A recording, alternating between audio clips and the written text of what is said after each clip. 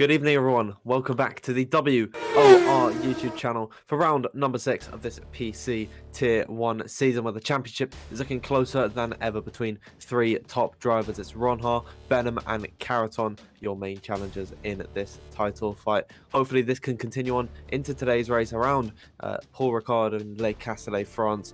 My name is Dan Field. Today I'm being joined, as always, by Luke Etheridge. Luke, how are you doing? I'm very well, thanks. Good evening to yourself, Dan. Good evening to everyone that is watching.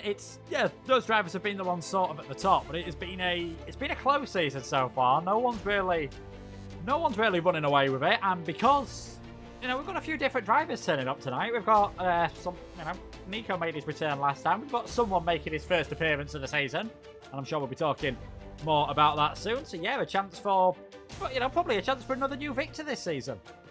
Absolutely, of course. Last time out in Portugal, Thomas Ronha became our 5th different winner in 5 races, and he absolutely dominated it around Portimao circuit. He completely ran away with it. He was just superior in every sense of the word. He was just on top of it. And of course, though, he is not here this evening. He's doing an event, I think, on Assetto Corsa, so that could open the door for some other drivers to take a potential opportunity for a win, and it's certainly going to be shaping up to be a very exciting race. I also don't think we have Alvaro Caraton or Jake Benham racing with us this evening. So Luke, championship challenge, if one of these drivers like Harvey Cohen, whoever's racing this evening, and they're in that top 10 in the championship, they really can close the gap to the top guys.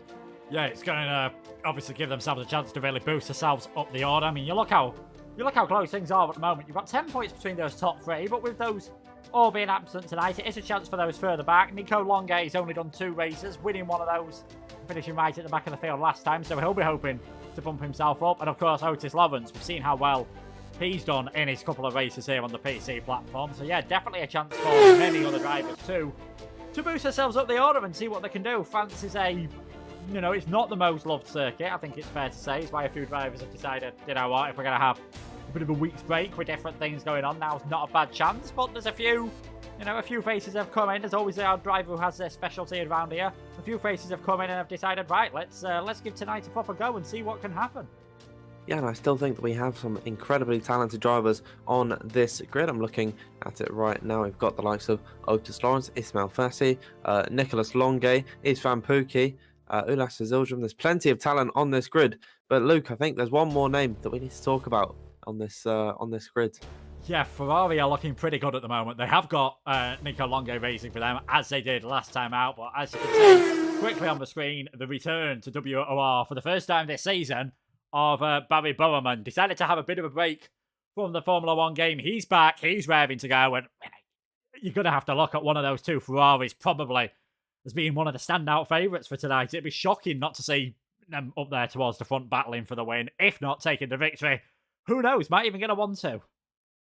Absolutely. You just have to wait and see. Another name that we've not seen in a few races, Fabrizio Donoso, is also returning to WOR. So we do have some big esports giants. Of course, all 3 of these guys swapping around teams in the F1 Esports City season. Of course, Nicolas Longue, formerly racing for Alfa Romeo. Barry Burman was at McLaren. And then he took Fabrizio Donoso's spot, who's now moved to Aston Martin. So a lot of different names in different seats. It's certainly going to make for a bit of a confusing grid this evening. I don't think I've ever seen Barry Burman in anything but the McLaren. For as long as I've commentated over him, at least he's always been in that orange livery car. But yeah, it's going to be very exciting this evening. France, as you mentioned, Luke, not one of the most exciting circuits, but I think with a grid of this caliber, it could really put on a good show for us. Yeah, we'll be expecting things to be quite close. It's always a circuit that can be a bit of a killer on the tyres. That final sector, especially really long corners, does sort of put a lot of pressure on the tyres. So you can see them dropping off a cliff towards the end, possibly even reaching puncture territory if you're being a bit silly. Overtaking opportunities, generally down the Mistral straight in towards that straight, part way down the straight. Obviously, they used to go all the way down there, and there's another DRS zone in towards turn number 1, but it's not a heavy braking zone whatsoever, so not really loads of chances around there. You do see some good side-by-side action around turns 10, 11, 12 and 13. Hopefully hopefully we get some of that tonight, and you might see drivers risking it a bit more because there's one thing everyone knows about Paul Ricard. There is so much runoff area, it's almost impossible to hit a wall here, so might see drivers just pushing that a little bit harder and picking up those few more track limit penalties. Yeah, I mean, Charles Leclerc found a way into the barrier. Maybe some of the drivers this evening might be as unlucky as him, but yeah, as you said, there's loads of runoffs around this track. That's what we were talking before the stream actually started about why this track is maybe a little bit more on the boring side, just given how much runoff there is. You know, these drivers, they don't really, they just take more risks, and like they're not really punished for them, because if they do that around a circuit like Imola, for say, you know, there's grass and gravel all around that track, around France, you're barely punished for going off track.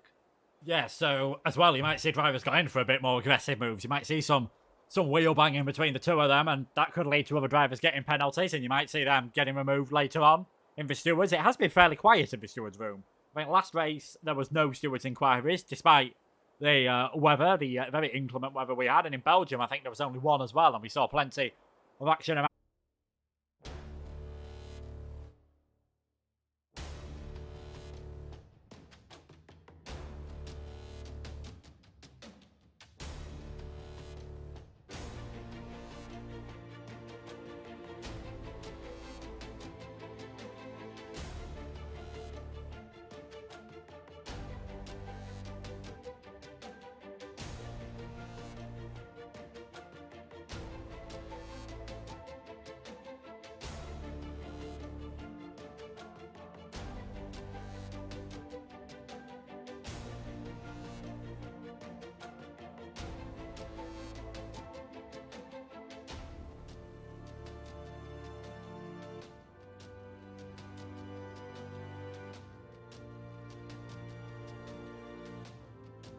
Welcome back, everybody. Apologies for the technical issues there. But the good news is you've missed absolutely nothing in this 9-minute period. We've had one driver come out onto the circuit. That is Joseph Loke. He's currently on a set of the intermediate, so he's not even setting a dry time at the minute. But Luke, for all the times these technical difficulties could occur, I think we picked the best time possible. Yeah, we did. Just trying to make my way back into the lobby now. But yeah, thankfully it didn't seem to affect things too much. Thankfully we have been able to, you know, get things back underway. And yeah, this is just a traditional, you know, the traditional start to the session that I think we are now all used to. But normally, obviously, with internet working. What is interesting, though, is I've just checked the chat. It sounds like it's going to be raining for the entire race. We just can't get away from wet weather. Oh, I mean, it happens every single week. I think we have to come to expect it at this point. The rain is just inevitable at this point. And I'm wondering, I might ask old Luke Humperdinck if we can maybe set it to clear weather, because I think it does make for better racing rather than having it in the wet conditions. So yeah, you know, we'll have to deal with it around this circuit. I mean, you know, drivers tend to not really like this track, and in the wets they might not like it. You know, they might even hate it even more. That could make for some interesting results in this one. We could see a big swap around in the order. We could see some newcomers going right to the top of the order. We'll just have to wait and see. But now, Luke, with just under 8 minutes left to go, we've got most of the drivers out on circuit, aside from Barry Burman sitting in the pit lane. They're all on the set of the softs. Yeah, they'll all be obviously going for that set of the soft tyres now, and it'll be, yeah, we'll have to wait and see what happens. Everyone going for the set of soft tyres, everyone really going for things, and yeah, we'll wait and see what happens. Normally, drivers will be hoping to get out there on one lap only, and not having to obviously do a second one. So we'll wait and see what happens with all that. France, yeah, we've said it already, it's not the easiest track to overtake on. The qualifying will be important.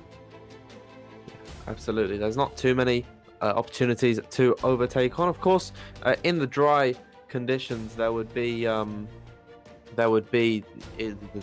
DRS down the Mistral Straight. But you don't get that in the wet conditions, and so these drivers, they're not going to be able to utilize that drag reductive system heading into this race. And you know, it might mean a few less overtakes, but I still think the wet weather conditions could maybe bunch the field up a little bit more.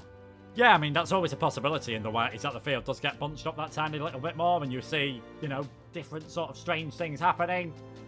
I mean, full wet throughout the entire race does generally suggest that it's not going to be the most. I don't want to put a down on it, but not going to be the most fascinating race. We'll just have to wait and see what happens. Yeah, absolutely. I've just seen your message in Discord. I don't even know if I have you on my. Oh, I do. There we go. I can only invite you to watch. This is not off to a great start, Luke. You have to bear with me for a minute here. Yeah, no worries. I'm wondering if someone has actually joined a lobby in the gap. Yeah. In the trade. And we've got multiple drivers in. Apologies for this, folks, but hopefully we'll be able to get things sorted out pretty quickly. I should have sent you an invite at this point, but I can provide some radio commentary for the time being. We have most of the drivers out on laps at the moment. I believe the furthest up on a run be one of the Alpines is Ben Zarbo-Conyu coming to the line. He just set a 1 minute 30.374. That's the first time on the board. Max Wiesel is just up behind him. We'll see him as he crosses the line, and he goes 3/10 quicker. 1 minute 30.080. Good time from the German. We know that he's been putting in the grind recently. He's a very talented driver. However, around on that lap, not as talented as Mirko Soriano, as Gianpietro Oggiano jumps ahead of him. Then Will Lewis goes to the top of the order, and that puts him on a 1 minute 29.799 for the newly announced Williams Esports driver. Yeah, looking forward to seeing what Will can do at Williams. I think he's definitely, he's earned that place. I know originally when he raced in the top tier, it, didn't really hit the ground off running straight away, but he's worked his way up and done a fantastic job in that. And yeah, hopefully we'll get to see that chance to see what he can do. As I can tell you now, we can see the game, folks. Apologies for that delay. Fingers crossed everything works nice and calm now as Fabrizio Donoso goes fastest of everyone in the Aston Martin as the man who replaced him at Ferrari, Nicolas Longe, goes right up to the top of the order. Still yet to see times though. We're yet to see a competitive time from Joseph Lowe. We're yet to see any times at all from Barry Bowman, Alessio Di Caprio and Liam Parnell. I wonder if Barry's trying a little bit of a last of thirst here.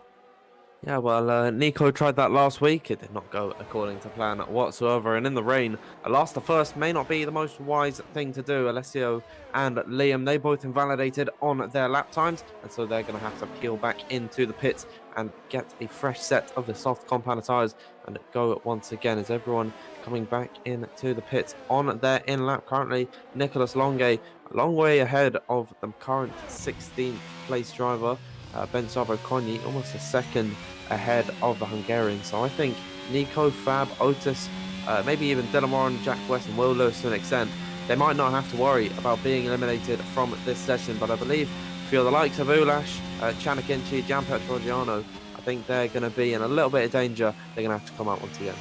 Yeah, definitely. We're seeing again just how close things are. You've got Isildur, McKinchy and Oggiano and Caden Lutz all within a tenth of a second of each other at the moment. You've got three drivers on a 1:30.0 as well, with Fassi, Soriano and Wiesel, who were up there towards the top at one bit. We were thinking, are those going to be the times to beat? But they've all been smashed. Joseph Lowe on his second lap. He's been setting some really good times in practice. Been a while since we've seen him in league racing and at WOR especially. He goes up into fifth place and clearly been putting his time off to good use. The former British F4 driver, I believe he'll be racing in the GB3 series this season, puts himself in towards fifth place. I think he'll be happy with that one, and I think more importantly for him, he will be safe with that as things now getting very quiet out on circuit. It is only Joseph out there on an in-lap.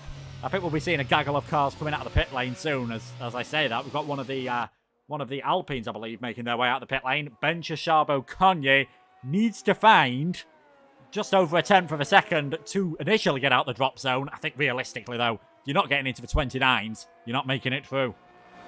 Yeah, it's going to be touch and go for Ben Zarbo-Conyu if he's not able to find the pace. Will Lewis has retired in the pit lane. He believes that he is safe on his lap, and Jack West following suit, as does Nicolas Longe. So this is just all the drivers that they are pretty sure that they are going to be safe in this session. Otis Lawrence retiring. These guys, we will see them in Q2. Spencer Zarbo-Conyu, he's on his out lap now. We've got a few more drivers coming out onto the circuit. Just behind him, quite a ways back actually, in the first sector, is Alessio Di Caprio invalidating his first lap. Then Gianpietro Oggiano coming out next. We've got Andrei Tarabukin in the Alpha Tauri, Max Wiesel in the Aston Martin, and then Ulash Isildur. So yeah, as I did expect, everyone from Ulash Isildur downwards, all coming out onto the circuit, aside from Barry Burmond. With 1 minute and 50 left to go in this session, He's only just, I think, coming out of the pit lane now. On a set of the medium compounder tires, if he's able to get into Q2 on this set, fair play to him, but it is going to be a big challenge. I tell you, it's going to be an almost impossible challenge, to be honest, but we'll wait and see. Stranger things have happened. I mean, Tawabuki and Pookie and Charbot Conye all have mistakes on their laps, and we don't see DeCapra and Parnell set anything special. There's no reason whatsoever why Barry couldn't get his way up there, but I think, like we said, you're going to need to be setting a 129, which will be an absolutely storming lap on that set of the medium tyre. So we'll wait and see what he can do as Bench Charbot Conye starts his final flying lap of Q1. Just over 1 minute left to go in the session. Jabberconny currently in that drop zone as he flies through the first sector. He needs big improvements if he wants to find his way into Q2. Headed now down in towards turn number 3. It's a dabble on the brakes through turn number 4 and then rising up through the gears. Getting it slowed down for this double right-hander and then power down as early as possible. Short shifting up into 5th. Look at how much track that Ben Jabberconny is using through there as now he'll take to the Mistral Straight, opening up the DRS where we would see most of the overtakes in the race on this next corner, headed in towards the chicane. Ben Jabberconny will see what he can do as he hits the exit, gets the power down once again as early as possible. These drivers loving to short shift on this game. In the second sector, he's up by almost 0.2 of a second, so he is improving on this lap, but with everyone else probably doing the same thing, it might not be enough for Jabberconny as Barry Burman retiring from this session. He comes back into the pit lane. Maybe he just wanted to lock in his setup by coming out onto the circuit. That is one driver that we know is being eliminated. Through now, the third sector goes Jabberconny as the clock strikes 0. No new laps can be begun, and the last driver on a lap at the time being is Mirko Soriano. He'll be the last one to cross the line. He's currently sitting in 13th. Will Jabberconny be able to knock him down the order? We'll have to wait and see as he comes across the line now. Goes 15th. Very dangerous position for him. And it might not be enough to see him into the next session. However, to Capua, he has invalidated and he will be out of qualifying. Ogiano in 10th position at the moment. With Burman not setting a lap, Jabberconny in a bad position. The Capua invalidating. He could already be safe with this 29.882, but opening up the DRS to come towards the line, we'll see what he can do. He goes into P6, just secures himself into the next session. Andrew Tarabukin in that drop zone, currently coming up towards the line. Will he knock out Jabberconny from this session? Indeed, he will. And we lose one of the Alpine drivers as coming up towards the line. That was the Capua invalid on his lap. We got one of the Red Bulls of Ismail Fassi cross the line in P10. One of the Mercedes, Chanakinchi in 13th. Dangerous position for him. He comes across the line, improves, but not enough to jump up any places as Isfan Pookie jumps into P15. Will Soriano eliminate him from qualifying? Liam Parnell just ahead of the Italian as they come towards the line. Parnell out of qualifying. What about Soriano? He just about squeezes through in P15. And Isfan Pookie, I'd say, Luke, that is a big shock to lose in Q1. Yeah, especially given the form that we've seen from Pookie at the moment. Got very good points in Portugal. You might remember Ed Azerbaijan was fighting for the win with his compatriot Patrick Sipos. He's been looking really good all of a sudden, but not making it through in Q1. Longe, Donoso, Lawrence, your top 3. And yeah, for drivers that we've lost, Pookie and Charbot Conye, not ideal for them whatsoever. Liam Parnell, quite a long way off, so doesn't really look like he's got a clean lap. But with Bowman, at least his last to first, at least for him it with 19th to first now, because Alessio De Capua also not setting a lap time. And again, just look how close things up were. If you weren't within half a second of the fastest time, you didn't make it through, and you did need to get into the 29s to get through to Q2.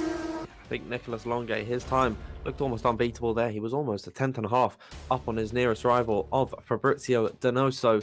Two drivers formerly teammates in the Alpine. They've since then gone their separate ways, now fighting as rivals on circuit. Be lovely to see them have a little bit of a reunion tour and scrap it out in WOR this evening. But Q2, Luke, about to get underway. 15 minutes to decide the top 10. It'll be very exciting.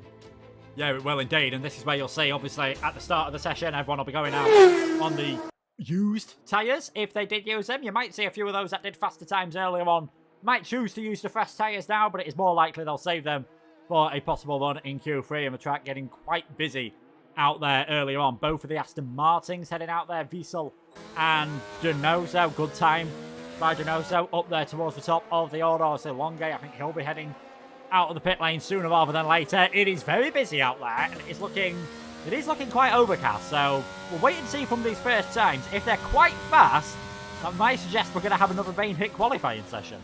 Yeah, if you remember to last week in Portugal where we had the changing conditions, we didn't actually see all of the qualifying sessions to completion. We finished them quite a bit early, so that led us into the race a lot quicker. I wonder if it's going to be the same case here in France. It certainly does look very overcast indeed.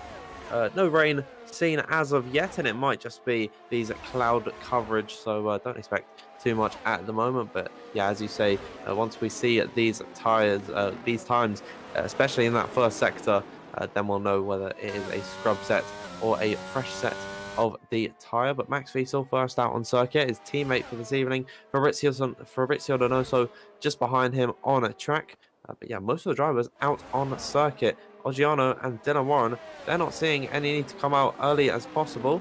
Gianpietro Oggiano, he proved me wrong. He comes out onto the track. Dylan Warren, Luke, just sitting in the pit lane here. Yeah, just sitting, waiting to see what can happen. Clearly not feeling a need to get into a rush, which does suggest things will be quite dry for the foreseeable future. His teammate was in a bit of a rush, Chana Kinchi. He actually made a mistake coming through turn 6 and 7 and ended up spinning the car on his outlap, which is not something that you see too often. I know it is very easily. Ooh, there's Donoso. That's a bit of a wobble out of the final corner. That's invalidated his outlap.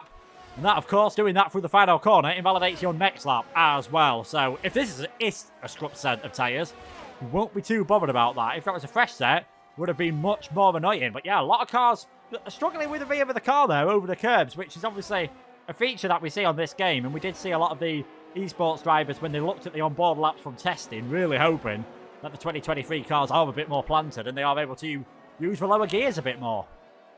Yeah, I think they're there for a reason, and we never get to use them anymore. We rarely see drivers go below 4th gear. We'll see Max Wiesel coming into the chicane. I'd be surprised if he puts it down into 3rd. And there it is, 4th through there. Then he's going to short shift up into 5th on the exit. Oh, never mind, he proved me wrong.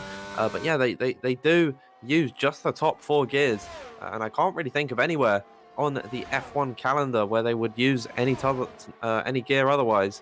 As Max Wiesel 50.0 through that first and second sector, leads me to think, Luke, that this is a scrub set of the tires, so we could possibly just be keeping this dry running as Donoso. He's going slow off the 11. I think he's just getting out of the way of everyone on push laps, of course invalidating his outlap. Very good of him just to not hold up the rest of the pack. But we'll see Max Wiesel, he opens up the DRS to come across the line.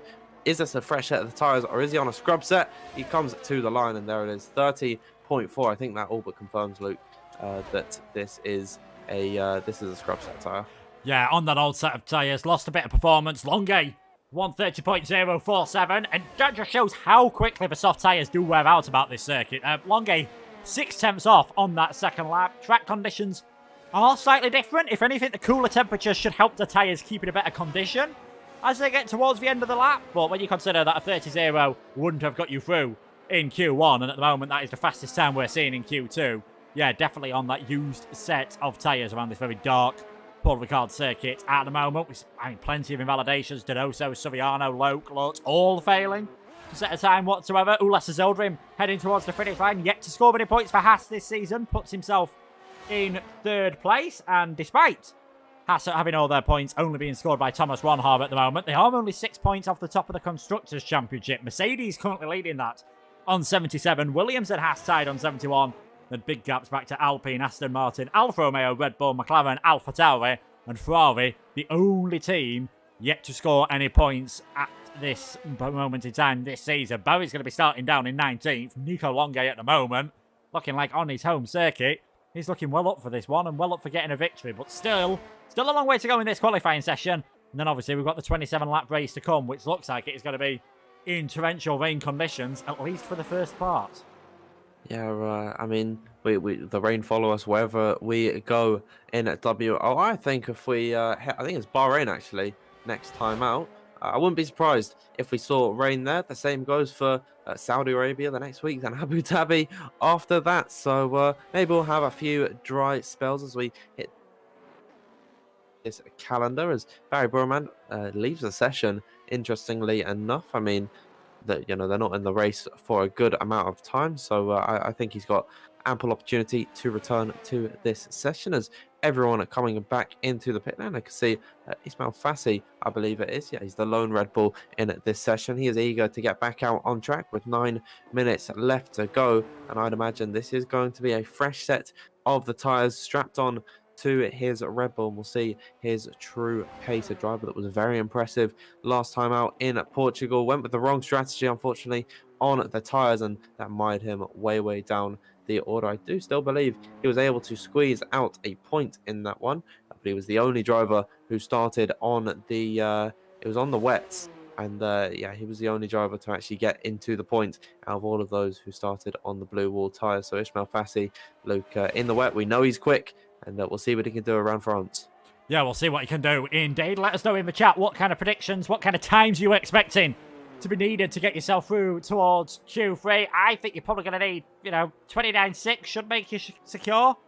I believe 29.7, you might be getting a bit nervous towards the end of the session. A lot's going to depend on how much the track evolution is and how many drivers can manage to keep clean laps. It's not too surprising to see a few more going out there now, giving themselves plenty of time to get around what is quite a long circuit. One of the longest on the game. Normally, traditionally, a 53-lap race heading towards, I think, 5.84 kilometers around here. 90 seconds to do a lap we're seeing. So, don't want to be leaving it too late out there to set all of these lap times. Everyone now out on the circuit, apart from, and I think that is actually, we've got one of the Williams and Ulas Zeldrim heading out onto the circuit now, leaving another Williams.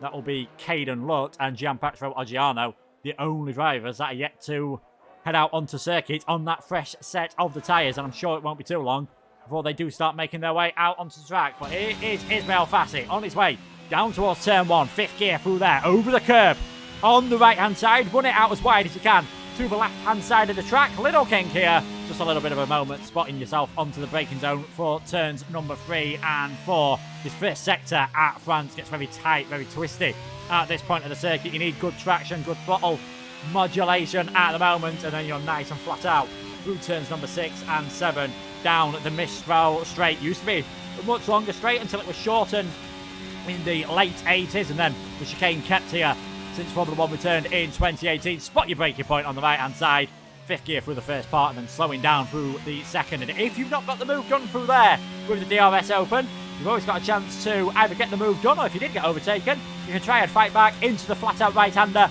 at the Signes corner, about 308 kilometers per hour, just over 190 mile per hour.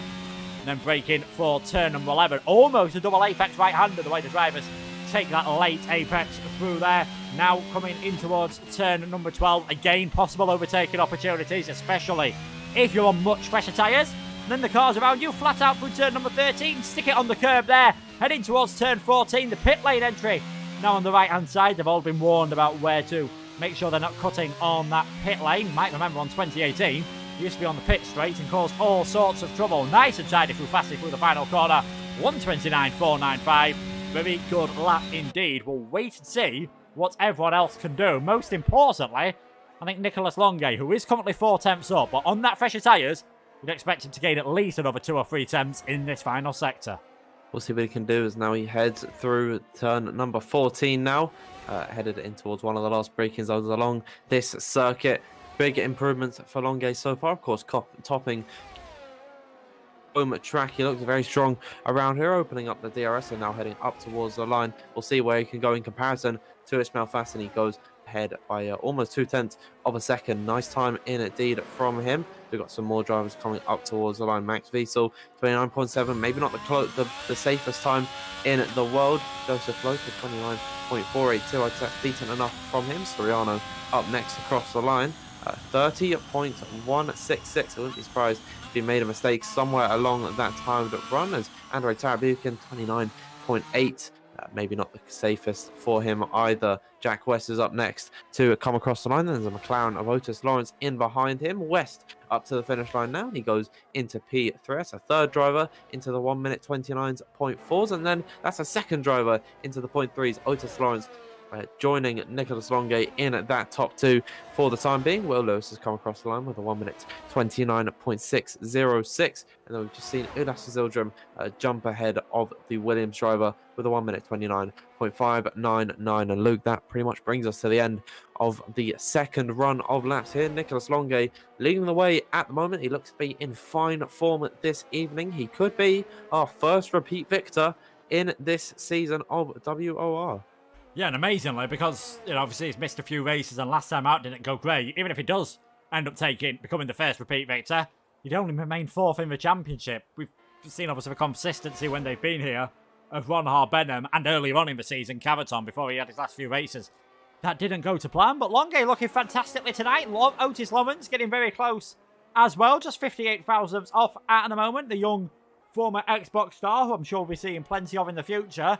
My prediction of you needing a 29.6 to be safe, probably not the best at the moment, because Louis Akinci, I can't imagine he'll be feeling too comfortable on that time, given the fact that, obviously, big name down there at the moment, Fabrizio Donoso, yet to set a time whatsoever. We've yet to see any sort of valid lap time, competitive lap time, I should say, between Soriano and Oggiano, and Warren and Lutz. We've not seen any lap time whatsoever, so not too surprising to see that Caden Lutz is heading out onto the circuit now. And again, another former Xbox names had many success on that platform. Now trying to translate that over to the PC. Going to need to go some on this lap, though. I think the top 5 might be safe. Everyone else, Azildrim possibly might think that he can get away with it, but given how close it is, I'd expect to see everyone but those top 5 out onto the circuit again. Understandably, Nicholas Longe retiring in the pit lane there. He knows he's safe, and I don't think anyone else will be touching himself or Otis Lawrence for that matter. Ismail Fassi, I do believe that you're right. That top 5 will be safe. If I was Azildrim, I would come out onto the circuit. I can see his blip is actually getting moved around. I think he might have just come into the garage. So he's going to be a little bit touch and go as to when he gets out onto the circuit. We've got some more cars coming out onto the track. We've got the Mercedes of Chanakinchi coming out onto the circuit. Gianpietro Oggiano has a Caden Lutz slowing down in at that third sector. But yeah, we're getting all of the runners coming out onto the track who do need to set a good lap time if they want to see themselves into Q3. Currently in the drop zone, Mirko Soriano, Gianpietro Oggiano, and then Donoso, Warren, and Lutt without any valid lap time. And I'd say all 5 of these guys in at that drop zone can go quite a big sum quicker than what they've done already. Obviously, the bottom 3 haven't set a lap time, but certainly Soriano and Oggiano, they've got plenty of pace left in their cars. I definitely think they could jump up the order. Could maybe catch the likes of Fassi and West out ever so slightly. So if I were West and Fassi, maybe, Luke, I wouldn't be feeling too confident. Yeah, I seem to remember a race last season where Ismail Fassi, took a bit of a gamble, decided to retire from the session quite early on, and we saw a big change in the track evolution, and we saw some big improvements. I mean, even from the last session, we've seen some very fast times coming in here, so wouldn't be too surprising to see drivers get up around there. I think it's just the sheer number that would have to improve ahead of Fassi and West. Might get away with them. They'd need, 6 drivers to go faster than Fassi from behind them, and 7 to go faster than Jack West to knock those out. But stranger things have happened. We've seen many mistakes happen before. That could catch out Donoso. He's yet to set a time. Invalidated his lap on the old tyres. Invalidated his first lap on the new tyres. Do you leave a tiny bit in hand just to make sure you set any sort of valid lap time so you don't end up qualifying in 15th? Given how fast and competitive the field is, I'm not sure you can gamble that. I think you've just got to go, all out, flat out, and wait and see what could happen. Luke's going to be the first one to set a lap time. I think it is going to be Joseph Loker's the last person to set a lap time in this session. He needs to get a bit of a move on with 15 seconds now to go in this session. We'll see what Caden Lutz's time is going to be. Is it going to be good enough to get him through towards Q3?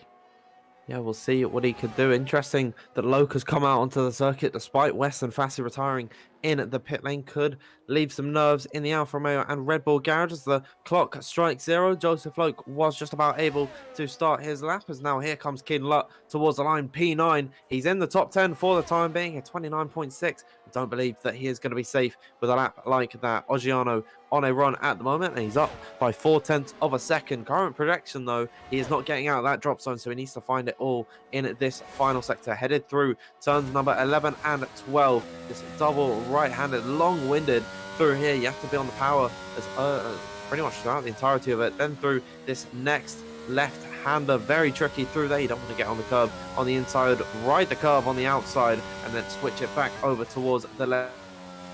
14, Oggiano, he's out, he's looking, could see the Italian into the final parts of qualifying, opening up the DRS. He's got one of the Mercedes cars in behind. I believe that is Chan Akinci, and Oggiano only P10 for the time being. Chan Akinci is able to improve up to 6th position. No one been able to crack that top 5 so far, as Max Wiesel, Donoso actually coming towards the line now, and there it is, 1 minute 29.133. He gets himself to the top of the order, and I'd say safely into the next part of qualifying. Dylan Warren eliminating Lutt, Oggiano, and now Will Lewis being knocked out by Max Wiesel, who's gone into P5. Andrei Tarabukin just crossed the line to put Zildrum in that drop zone, and then he immediately jumps out, and that eliminates Tarabukin. What an end to qualifying there. Fabrizio Donoso coming out swinging. He only needed that one run, and that puts him at the top of Q2 and safely into that third part of quali.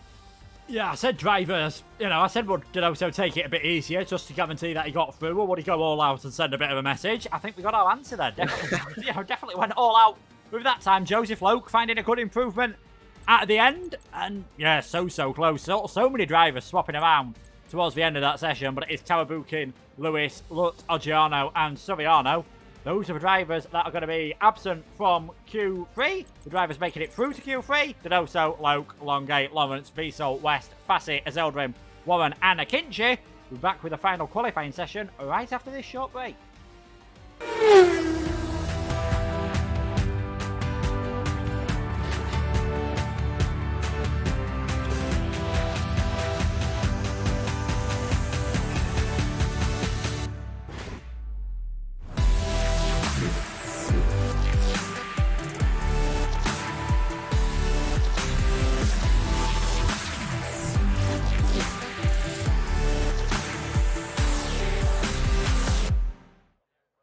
Welcome back, everybody. Trackside here in Q3 around this Paul Ricard circuit in Le Castellet, France.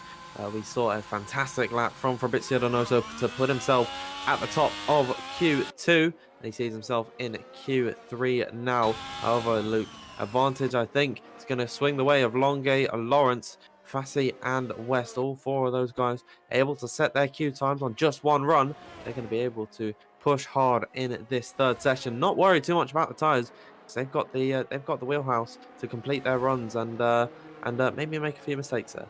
Yeah, they've got that a little bit of an extra gamble in hand, especially Longay, who's been able to go on it straight away on Q1 on a set of fresh tyres, on it straight away in Q2 on a set of used tyres, on it straight away on a set of fresh tyres. Didn't get to see that second lap. I think he's going to be looking pretty fast at the moment. Lawrence as well, also doing a great job. Maybe Joseph Loke a bit more of a dark horse. His absence doesn't seem to have dulled his senses anywhat. Fantastic time from him in this session. I didn't realise I predicted half the drivers pretty much that are in there, but I think if it's not one of Longay, Lawrence, Donoso, and Lope, we'd be, might be a bit shocked to see who else could get up there. Jack West, he did quite a good time as well. Ismail Fassi, also both of those two managing to only do it on one run, so perhaps they could be dark horses in this session. Let us know in the chat who you think is going to take pole position. And Dan, who are you going for? Well, that's a very tough question.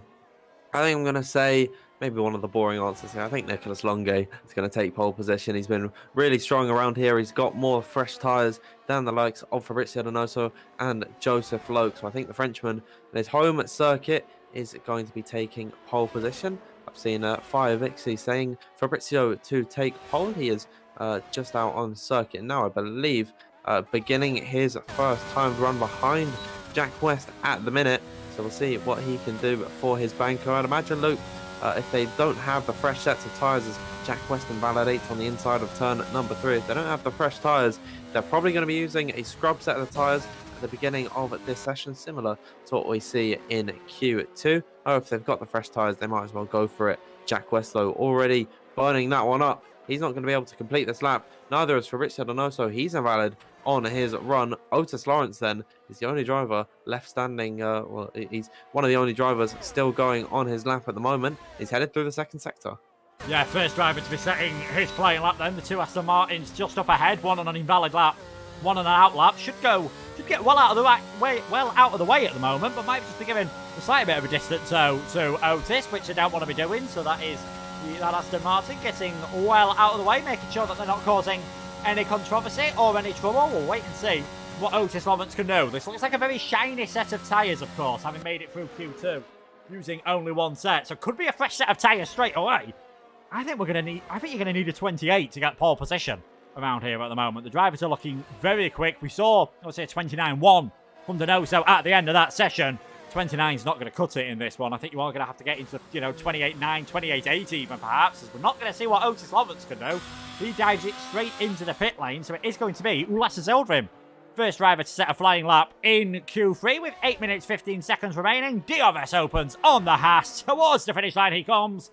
129.796 from him again, suggesting possibly a scrub set of tyres on that one now that we've had that little bit of track evolution. Nico Longe on his outlap at the moment. No other drivers on their flying laps. Joseph Lowe coming around turns 11, 12 and 13 now.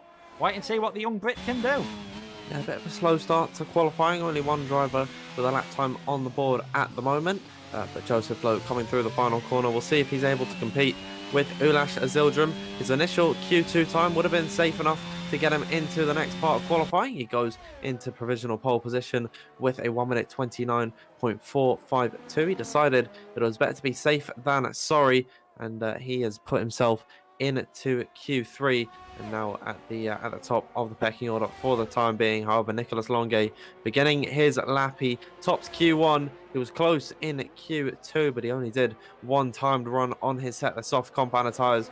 I think a lot of people are going to be betting on this man to take pole position as he flies now through the first sector, right at the curbs, both on entry and exit, through the kink in towards turn number 3, very fast through here, just a dabble on the brakes and then getting power down and then having to go through this tight, twisty section. Throttle application, very important through here. You don't want to get too early on at the power. Then it's flat out through turn number 7 on towards the DRS straight and opening that little letterbox at the rear of the car. Max Diesel's come across the line at 30.0.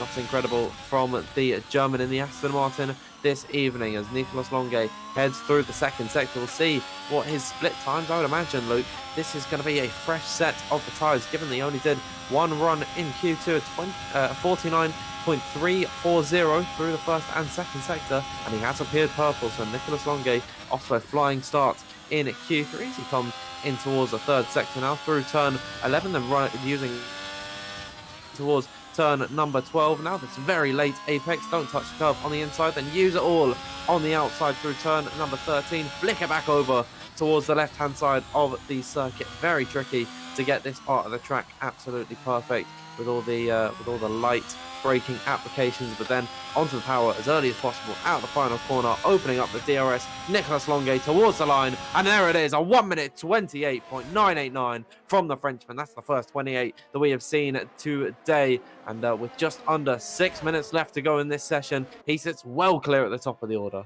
Yeah, and I think there's a tiny bit more time in that lap. He had a very small wobble coming through turn number 5, which I think put him offline just slightly through turn number 6, so would have only cost him maybe 100ths of a second, but we've seen how close things can be around here, and especially through that corner, it affects you all the way down to the Mistral chicane. Ismail Fassi comes across the line, around a quarter of a second behind for the Spaniard. 29.238 puts him into second position for now. I think the next man who is going to be on a hot lap is Jack West in the Alfa Romeo. He's looking very good through the first sector. We'll see what his time is coming through the second sector. 49.538, so couple of hundredths off what we saw from Longe at the moment, but could be good enough provisionally for the front row. A lot depends on the final sector, though. This is where you really can make or break your lap in qualifying around here.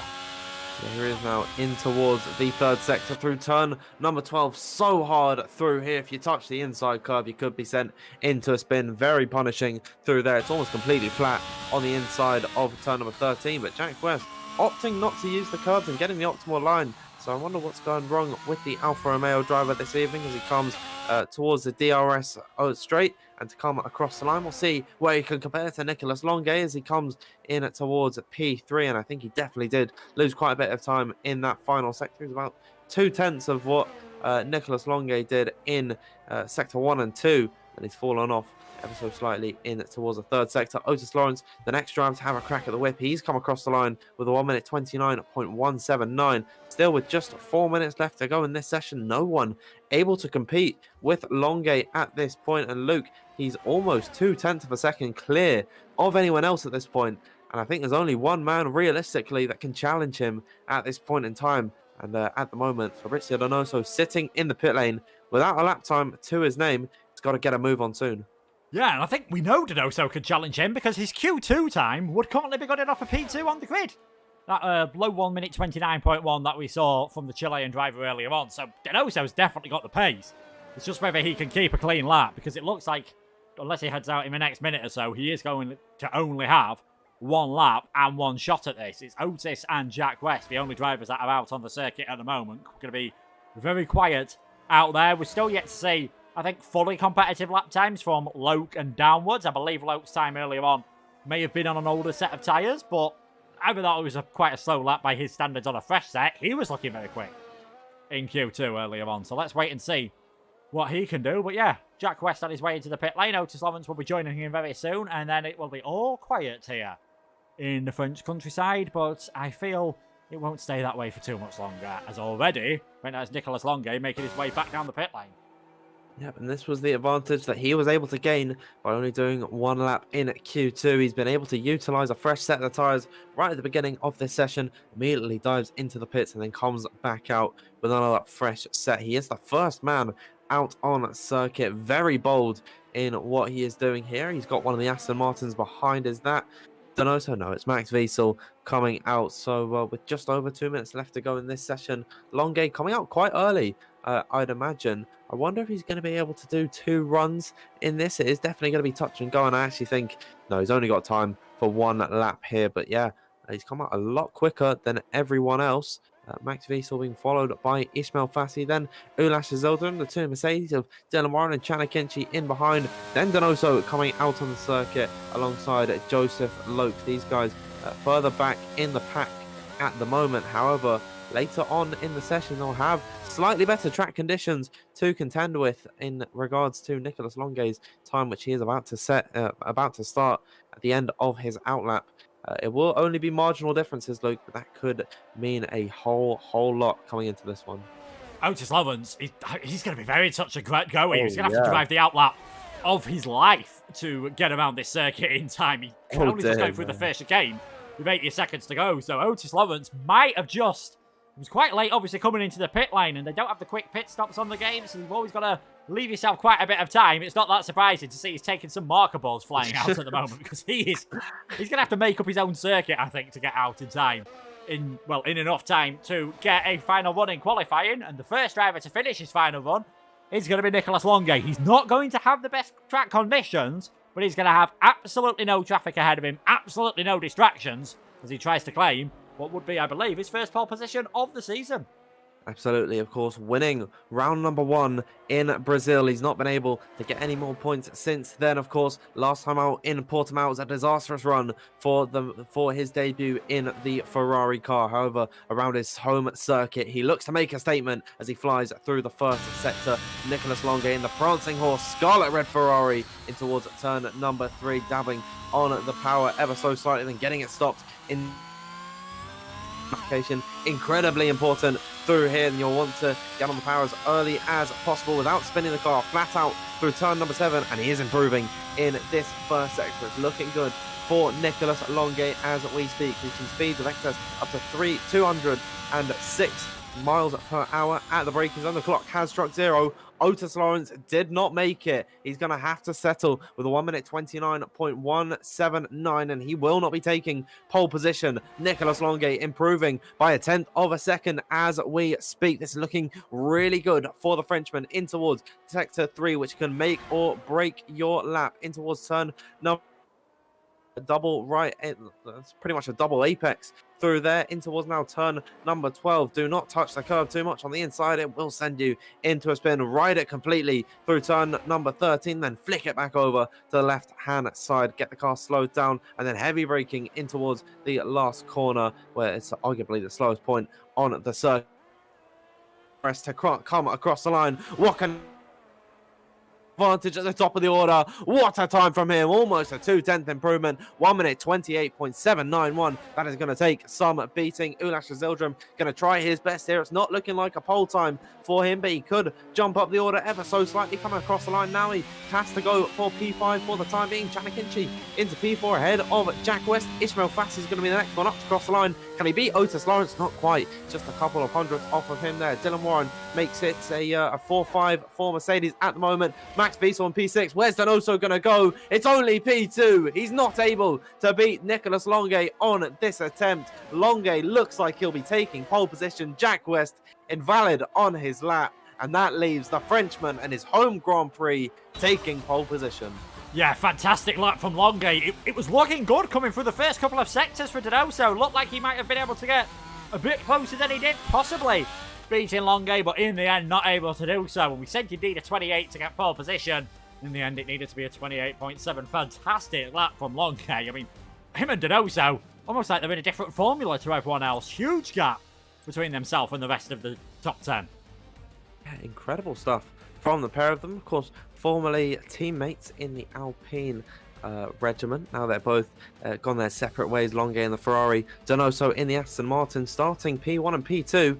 I wouldn't be surprised if they stretch their advantage throughout this race. Of course, we are expecting rain from the beginning. Certainly going to throw up some spice into the mix. But Luke, great way to end qualifying there. Nicholas Longe looking to be the strongest of them all. Fabrizio Donoso, though, not too far behind. Yeah, not far behind whatsoever. And of course, that was qualifying. That was in the dry conditions. We're believing it is going to be full wet all the way through this race. So all bets are off, really, on what we've just seen. And I can tell you, yeah, we thought it looked bad at the start of the Portugal race. It looks absolutely torrential around here. We'll get the map up for everyone. 5.842 kilometres, 3.630 miles, 15 turns, 2 DRS zones that aren't going to get any use whatsoever in the first half of the race. We could safely say that, because as we change to the circuit, yeah, torrential rain conditions out there. It is going to be the blue wall, full wet tyres, I imagine, for everyone in this session. We know already it's tough to overtake around here, so getting that good qualifying is going to be crucial. You like to be in Nicholas Longe's shoes at the moment, because he's going to have a nice clear visor as long as he makes it to turn 1 first. Yeah, absolutely. I mean, in Portimao, we saw we saw pretty much a 50-50 split of starting between the intermediates and the wets. I don't think there's any chance of us seeing the intermediates from the start of this race. Seems like all the mechanics in the pit boxes, they're having a fun time in the rain. I mean, I've never actually seen that before. All the mechanics for every team just standing in the middle of the pit box there. That is quite a funny thing to see. But Luke, we're about to head into this race. 20 seconds left to go in what could be a very unpredictable Grand Prix. Who's going to be taking the podium? I mean, I went for the boring prediction last time of just going for the top 3 in qualifying given the weather conditions. So do you know what? I'm going to take that same bet again. I'm going to go. I think we're going to see Longe and Donoso as the top 2. Maybe not Luke, though. I'm going to go actually for Ismail Fassi to take 3rd. Okay, well, we'll have to wait and see. We'll find out in 27 laps time as the 5 red lights come on now.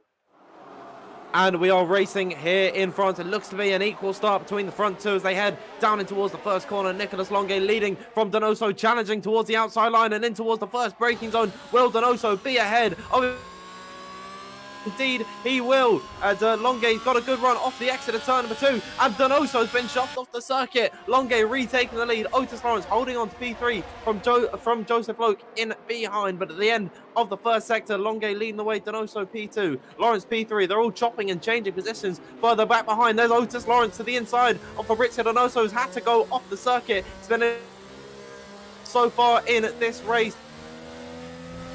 Martin here, and now as they hit the Mistral straight loop, Longe stretching his advantage. Oh, Donoso's getting bullied off the field here. He got bumped by Longe, he got bumped by Lawrence, and he nearly got bumped by Loke as well, who's going to think about a move. Down the inside, he goes into the Mistral chicane. That's very late from Joseph Loke. I think he took more avoided action there rather than actually going for an overtake, and now he's having to take evasive action, and that's going to give Ismail Fassi a run all of a sudden. We said wet races might be a bit dull. No one seems to have told these guys that at the moment. Side by side between Fassi and Loke. It is definitely not flat out from Sinjas in these conditions. And I think that is Loke just about able to regain the place. Has he gone too deep? Yes, he has. And Fassi, well, the Red Bull and Alpha Tauri certainly having a good battle at the moment. A bit more contact between the two of them. It is so wet out there at the moment. And all this fighting is just allowing Longe and Lawrence to escape up the field. We've had a yellow flag further back. That's Mirko Suriano, who spun round, but he's able to continue with these full wet tyres for everyone, and we believe it is going to stay that way for the foreseeable future. Longe in the lead of this race. Lawrence caught right up to the back of him, though. Yeah, Otis Lawrence with some superior pace at the moment in these wet conditions. Donoso been completely dropped by the pair of them as they head now onto lap number 2. Joseph Loke all over the back of Fabrizio Donoso, as now Otis Lawrence off the exit of turn number 2. Longe looks a little bit weak at this point through here, but I think Otis Lawrence is going to make his intentions clear just to stay behind. Of course, no DRS will be enabled on lap number 3, so they're going to be sticking in these conditions for the foreseeable future as they hit now the Mistral straight once again. Will Otis Lawrence get a good run through turn number 6 and 7? We'll have to wait and see. Longe a little bit wider through there, and I think Otis Lawrence is going to have the better run, sliding off the exit of turn number 7, but on the battery and now closing to the rear of the Ferrari, headed down in towards turn number 8 and 9. Joseph Loke further back behind, trying to make a move for P3. That'll be the final spot on the podium as he goes trying around the outside of Donoso, have the inside line for the next right-hander, but then they're going to have to run side by side in towards turn number 10. Fabrizio Donoso having to back out there, and Joseph Loke, after missing loads, is going to be up into P3 as Otis Lawrence around the outside through turn number 10. Can he make the move stick on Longe? Contact between the pair of them. If they're going to follow through in towards turn number 11, it's Lawrence up the inside. The is going to lead the way. He dives down the inside of the Ferrari at his home Grand Prix. Otis Lawrence gets by the Frenchman, and the French fans are going to be going wild. They'll be shouting insults at the McLaren, who now leads the way. What a race so far for Otis Lawrence. I mean, we've got Longe, arguably one of the best drivers never to win the Esports Pro Series, versus Otis Lawrence. I think it's his 3rd race here on the PC platform in WOR. He doesn't care about reputation or anything. He's just absolutely going for it. At the moment, Fabrizio Donoso, his bad start to the race is continuing. He is plummeting down the order at the moment as Caden Luck comes into the pit lane. That's Donoso, who started in 2nd place, was briefly in the lead of this race. He's down into 9th. I'm not sure whether he's got any damage or anything, but it's just not going well for Donoso at the moment. And Longe, he's 2 seconds off the back of Lawrence. Have these two gone for some very dry setups all of a sudden, and they're just now paying the price?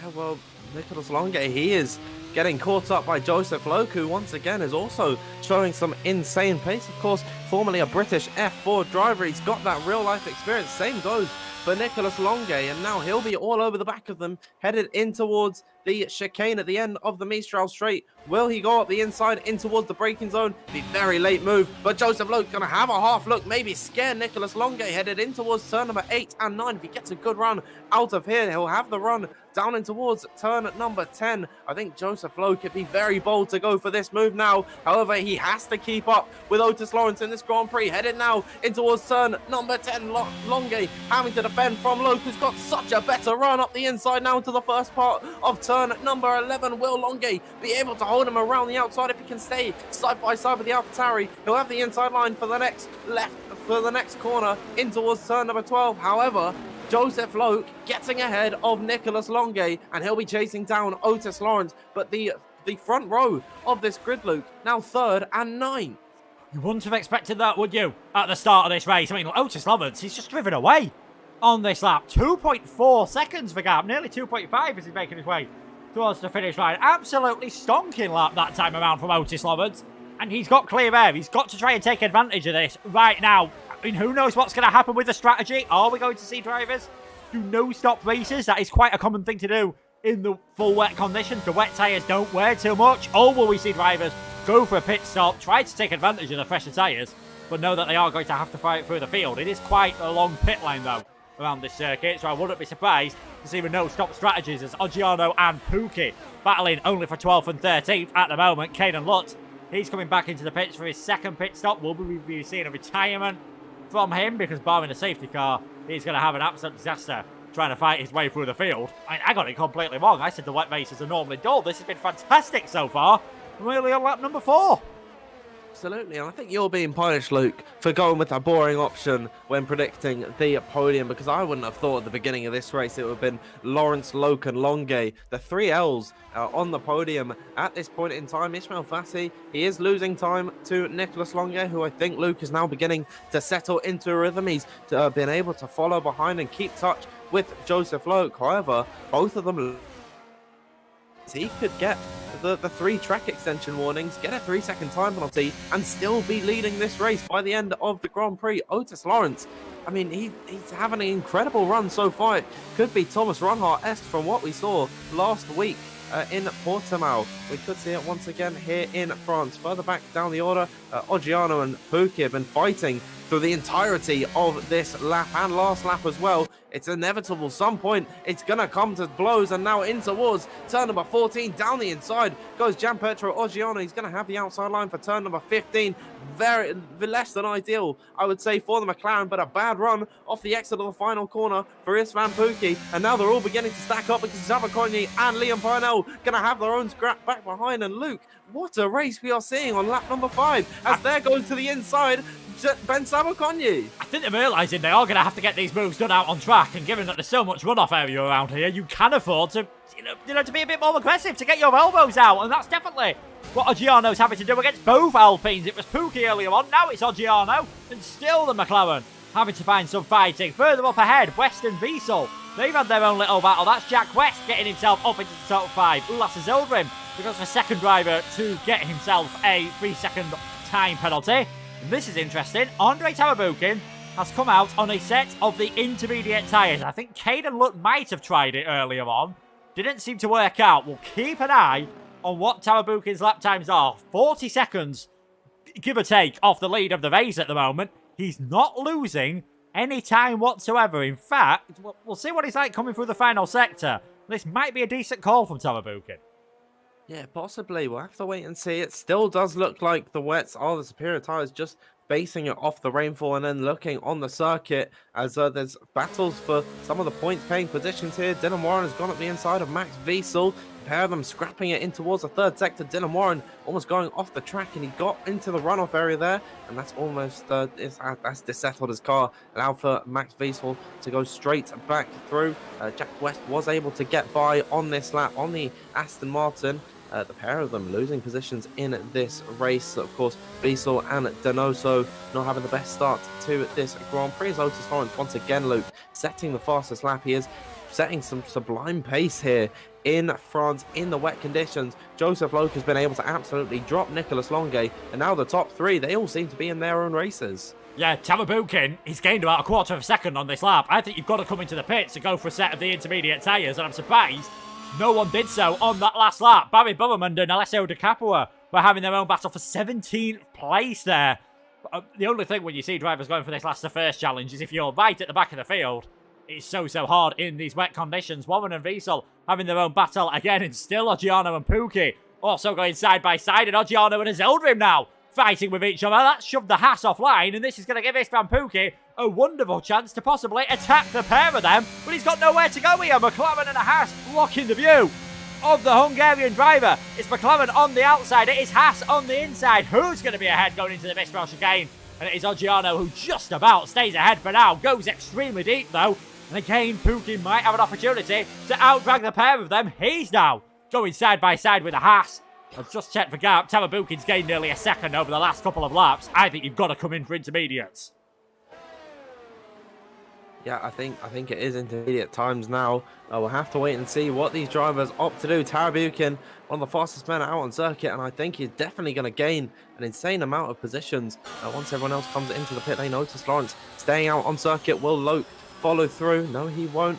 Longe, they're all staying out on their wet tyres. Maybe they know something that we don't, Luke. We could be expecting some more rain at this point in the race, but I think for the likes of the Capua, Burman, Liam Parnell, you know, these guys who are down the order, they've not got much to lose. They might as well come into the pit lane. However, I think they're going to have a lot more fun in this scrap, because look at what we are seeing, Luke. We are seeing 11th all the way down to 18th, trying to share the same bit of tarmac. It is incredible to see this battle as they file in towards the first sector. The Kappa's trying to overtake the Barry Burman, and now they're running side by side off the exit as for P17 in this race. Further up the order, Donoso, Fassi, they're having a scrap, and I think Max Wiesel and Will Lewis having a battle of their own. You just don't know where to look at this point. Fastest lap, Luke, coming out for Tawabukin. Yeah, half a second faster than what Otis Lawrence has done there. 6/10 faster than Joseph Loke, and it's nearly a second faster than what anyone else in the field has done. Now, whether it's going to rain harder again, and all the drivers are thinking, am I going to gain enough in the pit stop times? Maybe it's meant to stay borderline throughout the entire race, and it could be worse just sticking on the wet tyres and you're not going to gain enough. We'll have to wait and see, but it is great to see someone doing different, and if it does get to more intermediate conditions, Andre Tawabukin could be sitting very pretty and getting himself into a very good position here. Mirko Suriano, he's gained a few places as this race has gone on, gained 2 positions. Biggest winner at the moment is Will Lewis and Jack West. They're both up 5 places. Biggest losers, Tawabukin's down 8, but that is a false position, given as he's the only driver to have a scheduled pit stop. Caden Lutt down 7, and Fabrizio Donoso down 6 places, although he is starting to look a bit more racy. Will Lewis has got off the circuit there. Not sure if there was contact between the Williams and the Aston Martin, as it looks like the majority of the drivers are now making their way into the pit lane. Lawrence and Loke stay out, but Longe, West, Lewis, Donoso, Fassi, Akinci. Fassi retires from the race. We are seeing a lot more drivers coming to the pits. Surely this is going to be for a set of intermediates where they're going to come out relative to Tawabukin, who was admittedly a long way down the order and might have picked up some damage earlier on. So that could be the saving grace for these other drivers. We'll have to wait and see. They're all still getting their car service as Tawabukin heads through the final sector. What if the AlphaTauri, he's in a fight for a potential top 5 position in this race? Longe and Jack West, they're both coming out of the pit lane. Tawabukin's not going to gain too much in this one. He's going to be ahead of a Zildrim on the older intermediate tyres, so it's not really worked out in the favour of Tawabukin. I think once I hand off to you, Luke, I'm going to check the race director, just see if he had an unscheduled pit stop, you know, if there was a front wing change through there, if he might have missed the optimal turn-in point, but we'll have to wait and see what that is. For all the drivers that stayed out on the wets, surely they are going to be feeling a little bit less confident knowing that the likes of Longe, West and Lewis in behind, and Donoso as well, have all strapped on the green wall tyre. And just looking at the track, the rain looks a lot heavier than what we saw at the beginning of the race. With all these drivers going all around the circuit, they've been able to brush away some of the water on the track, so maybe the intermediates are the superior tyre. Otis Lawrence deciding to stay out for the time being. What about Joseph Loke, has now headed in towards the final few corners, come into the pit lane? I'd imagine Dylan Warren is going to do the same. Warren staying out on track, as is Wiesel.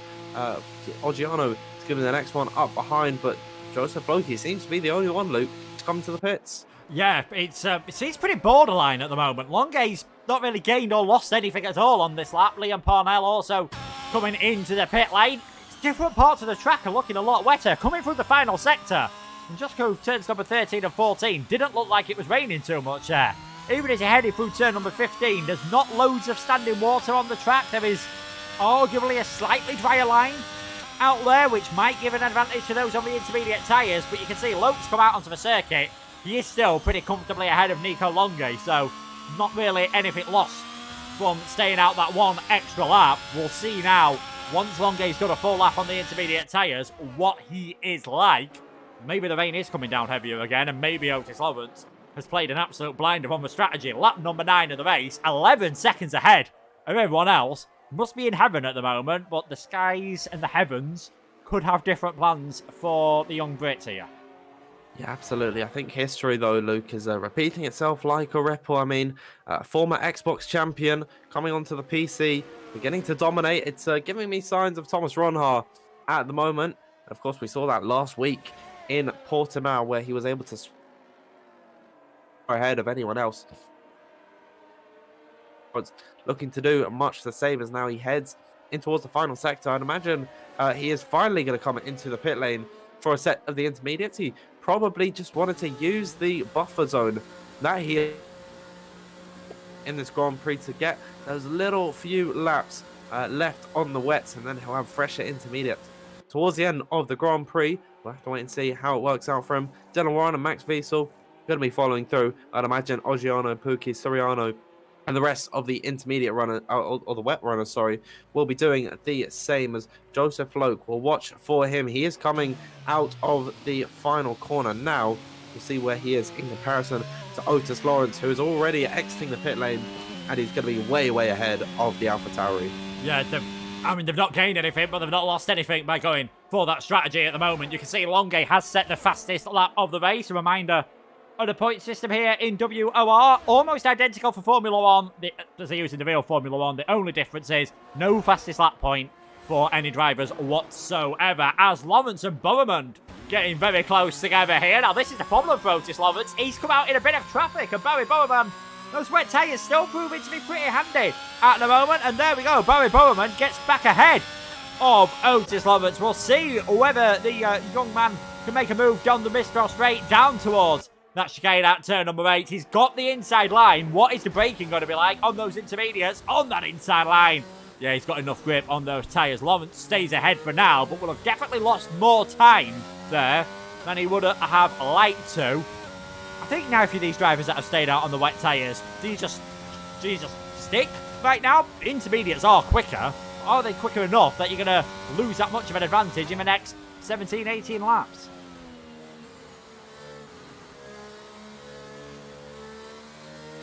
Have to wait and see. We'll have to wait and see what everyone is going to go for at the moment. Pookie in the lead of this race then. At the moment, he's just coming in towards the final sectors now. Will he make his way into the pits, or will he decide to stay out there? That line straight away says he is staying out there. His teammate, Benchishabo Konyi, you can see him just diving his way into the pit lane in the background at the end of lap number 10.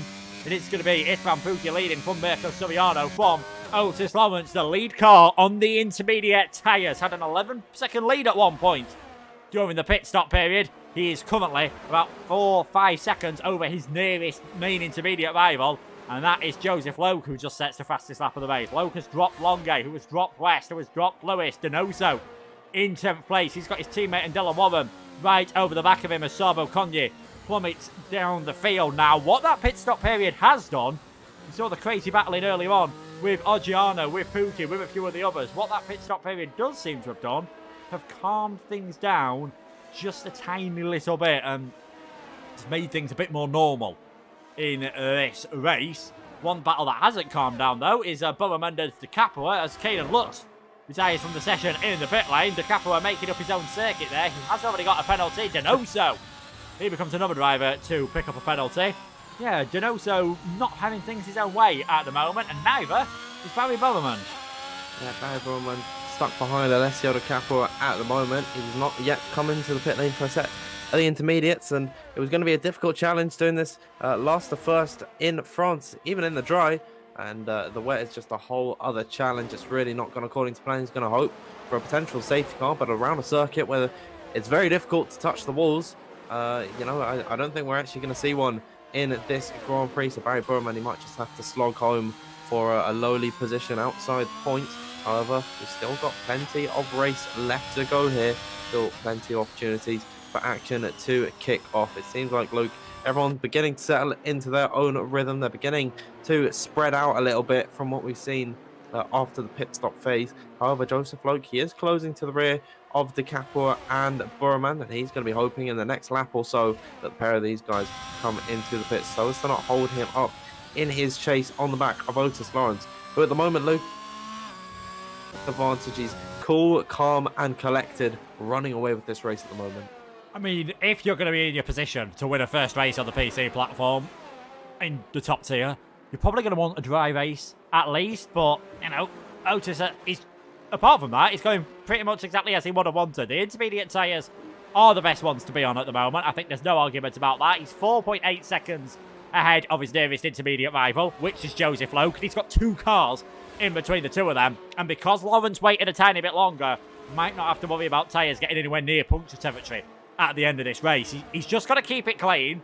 His biggest worry is probably these 2 cars ahead of him, Pookie and Soriano. Doesn't want to catch them up at the wrong point and doesn't want the rain to get any heavier as well, because all of a sudden the pendulum would switch towards those on the wet tyres, and it is rare we see drivers stay out on the wet tyres as long as this. So I'm wondering if they are thinking that we are going to see a bit more heavy rain towards the end of the race, and they're hoping that their wet tyres have still got enough grip and enough tread on them to do anything about it. But yeah, it's all going fantastically for Lawrence at the moment. Not too many battles at the moment. Still got De Capua and Burman. We've also got this one as well, Dylan Warren and Max Wiesel. Because of the penalties ahead of them, this is a battle, I believe, for the final points position at the moment. But still, a long, long way to go in this race. Talking of penalties, 3 seconds for Lewis, Donoso, De Capua and Azeldrim, and 5 seconds for Oggiano. Surprised we've not seen a few more, given how treacherous the conditions are.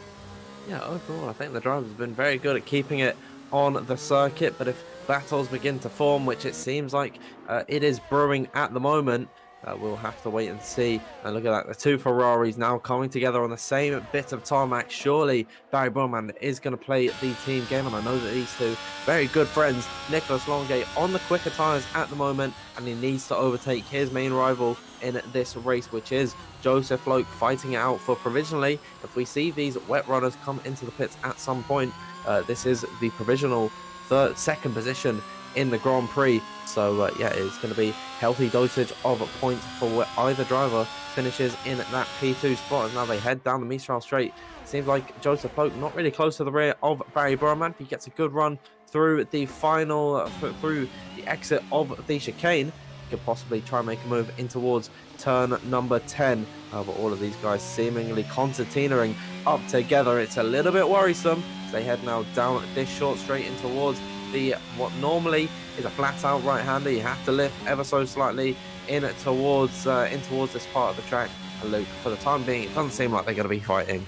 No, Luke's not been able to get close enough at the moment. Maybe this is where just having a couple of months away from the F1 game might start to tell. Racing, you know, it's hard enough in the dry conditions. In these wet conditions, we've seen how treacherous it is. We've seen how easy it is.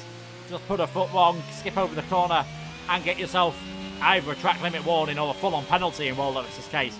For corner cutting, Soriano finally decides he's had enough for the wet tyres, so he comes in for a set of the intermediates. Expect him to be right down towards the back of the order with this warning. You can see Joseph Loke, he's almost pushing Bowman through turn number 15. If anything, he got too close and he's not able to be close enough to have a move here, I don't think, in towards turn 1. I'm surprised Longay isn't more on the back of him, but what this is allowing to do is allowing Jack West to close up. And if it takes too much longer, they might allow Lewis, Donoso, McKinchy and a few others to catch up, as Dylan Warren has come back into the pits for a set of wet tyres, as has Wiesel, and Soriano, in fact, he's put a fresh set of wet tyres on. Is the rain beginning to pick up more? I'm looking on board with Joseph Loke at the moment. It seems like the rain is beginning to come back, and all of a sudden he is struggling in these conditions. Nicholas Longay all over the back of him through turn number 7 and off the exit on towards the Mistral Straight. Joseph Loke being completely dropped by Barry Burman. Are we seeing the wet weather tyres now becoming the quicker tyres now around the outside? Barry Burman going to box Joseph Loke in, allowing for Longay to have clear passage around the outside. He's got the inside in towards turn number 9, and he gets that move done. Excellent teamwork from the 2 Ferrari boys there, Barry Burman and Nicholas Longay. I fear for the F1 Esports 2023 grid of what these 2 are capable of. I'd imagine not too hard of a fight is going to be put up between Burman and Longay at this point in time. There it is, running wide in towards turn number 11 is Barry Burman, and he's going to perfectly slot himself in between his teammate Longay and Joseph Loke, who goes up the inside in towards turn number 12. Late lunge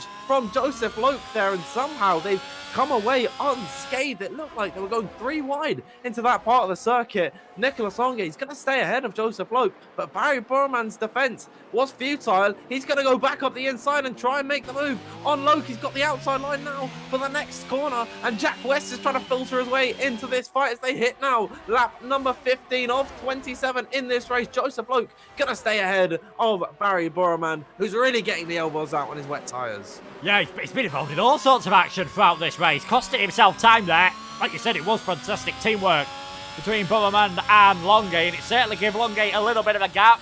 Intermediate still looking good as Liam Parnell sets the fastest lap of the race. Joseph Loke's got a bit deep there in towards turn number 4. That's going to compromise his line. He might have to go defensive, and he might have Barry Bummerman striking all over the back of him once more. A lot more ERS in the tank for Bummerman, about 45% more here. So Loke's going to start clipping down the straight. You're not going to see the red light start flashing.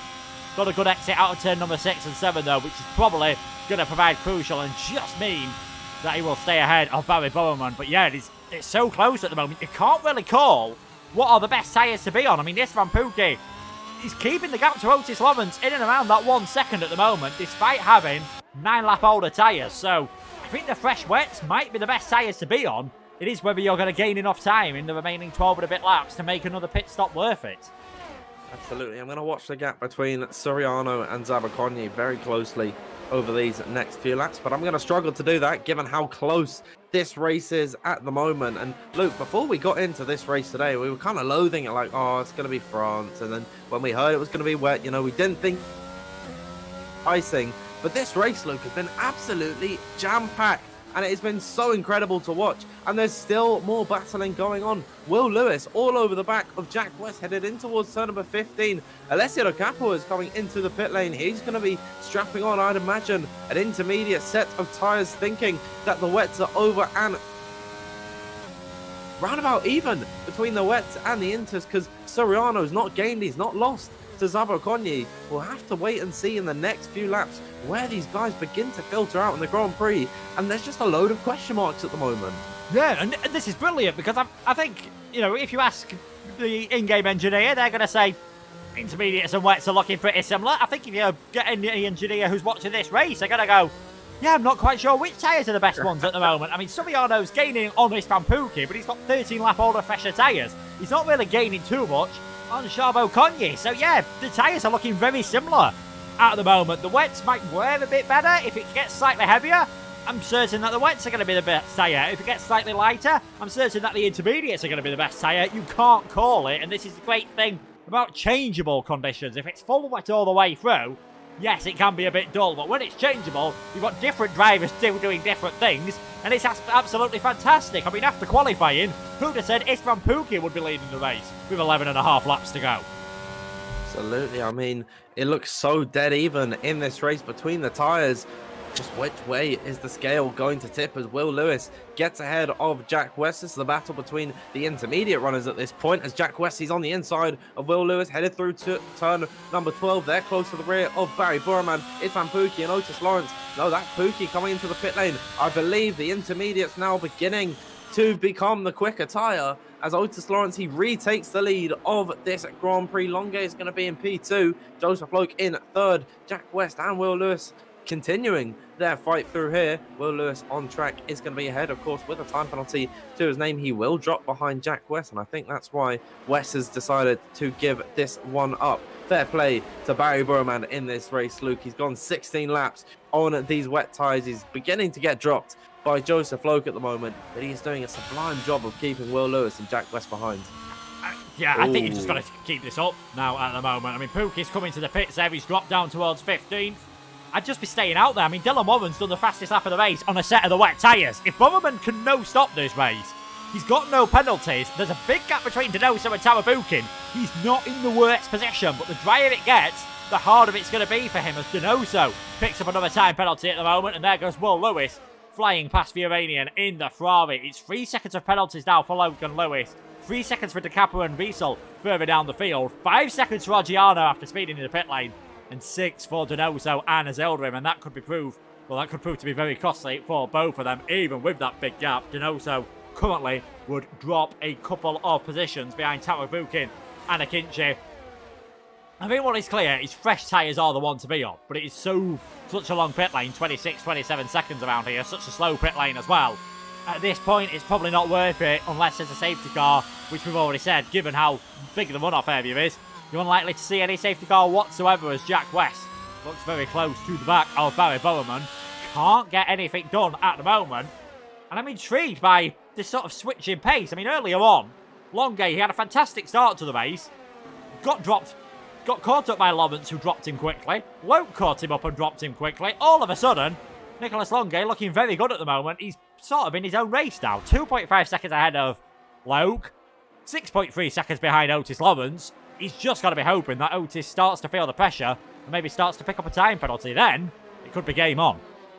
Absolutely. However, Otis Lawrence, he seems unfazed at the moment as Max Feasel gets a 5-second time penalty for speeding in the pit lane. He'll become our third retirement from this race. Keenan Lutt and Ismail Fassi already being eliminated in this one, and I think now it could be switching back the way of the intermediates because Barry Burman's been completely dropped by Jack West and by Will Lewis, sorry, and I think Jack West is going to be all over the back of him, headed down this Mistral straight. Max Feasel leaving the session. Maybe he got word from the engineers that the intermediates were the faster tyres, and he's decided to call it quits as they head down in towards the chicane. Barry Burman looks to be a little bit more sheepish on the brakes in comparison to Jack West, but he's got a bad run out of turn number 9, and Barry Burman, he's going to be able to pull it away as Dylan Warren gets a 3-second time penalty. His race has gone completely down the drain from pitting back onto the set of the wet compound of a tyre.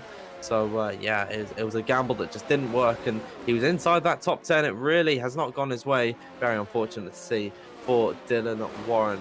On lap number 18, Jack West to the inside of Barry Burman. That was a late lunge and pretty half-hearted there from the Welshman. Barry Burman had no worry in the world that Jack West was going to make contact with him, and so they continue with Burman ahead of West, and Donoso is just sitting in behind, waiting for something to happen here, and potentially going to pounce on the opportunity as soon as possible. Yeah, but just sitting in behind isn't working for West and Donoso at the moment. They've lost a second on that last lap to Andre Tarabukin, and therefore Chanakinchi, as well as Will Lewis, has made a move round the outside at turn number 1 on Joseph Loke. You don't see that too often in the dry or the wet. Fantastic move from Lewis, getting himself possibly into a provisional podium if he can build up a bit more of a gap. Here's Jack West again, still all over the back of Barry Bowerman. Still nothing doing at the moment. Needs to concentrate on turn number 5. In fact, he's going for a move down the inside at 5. That's going to lead to contact.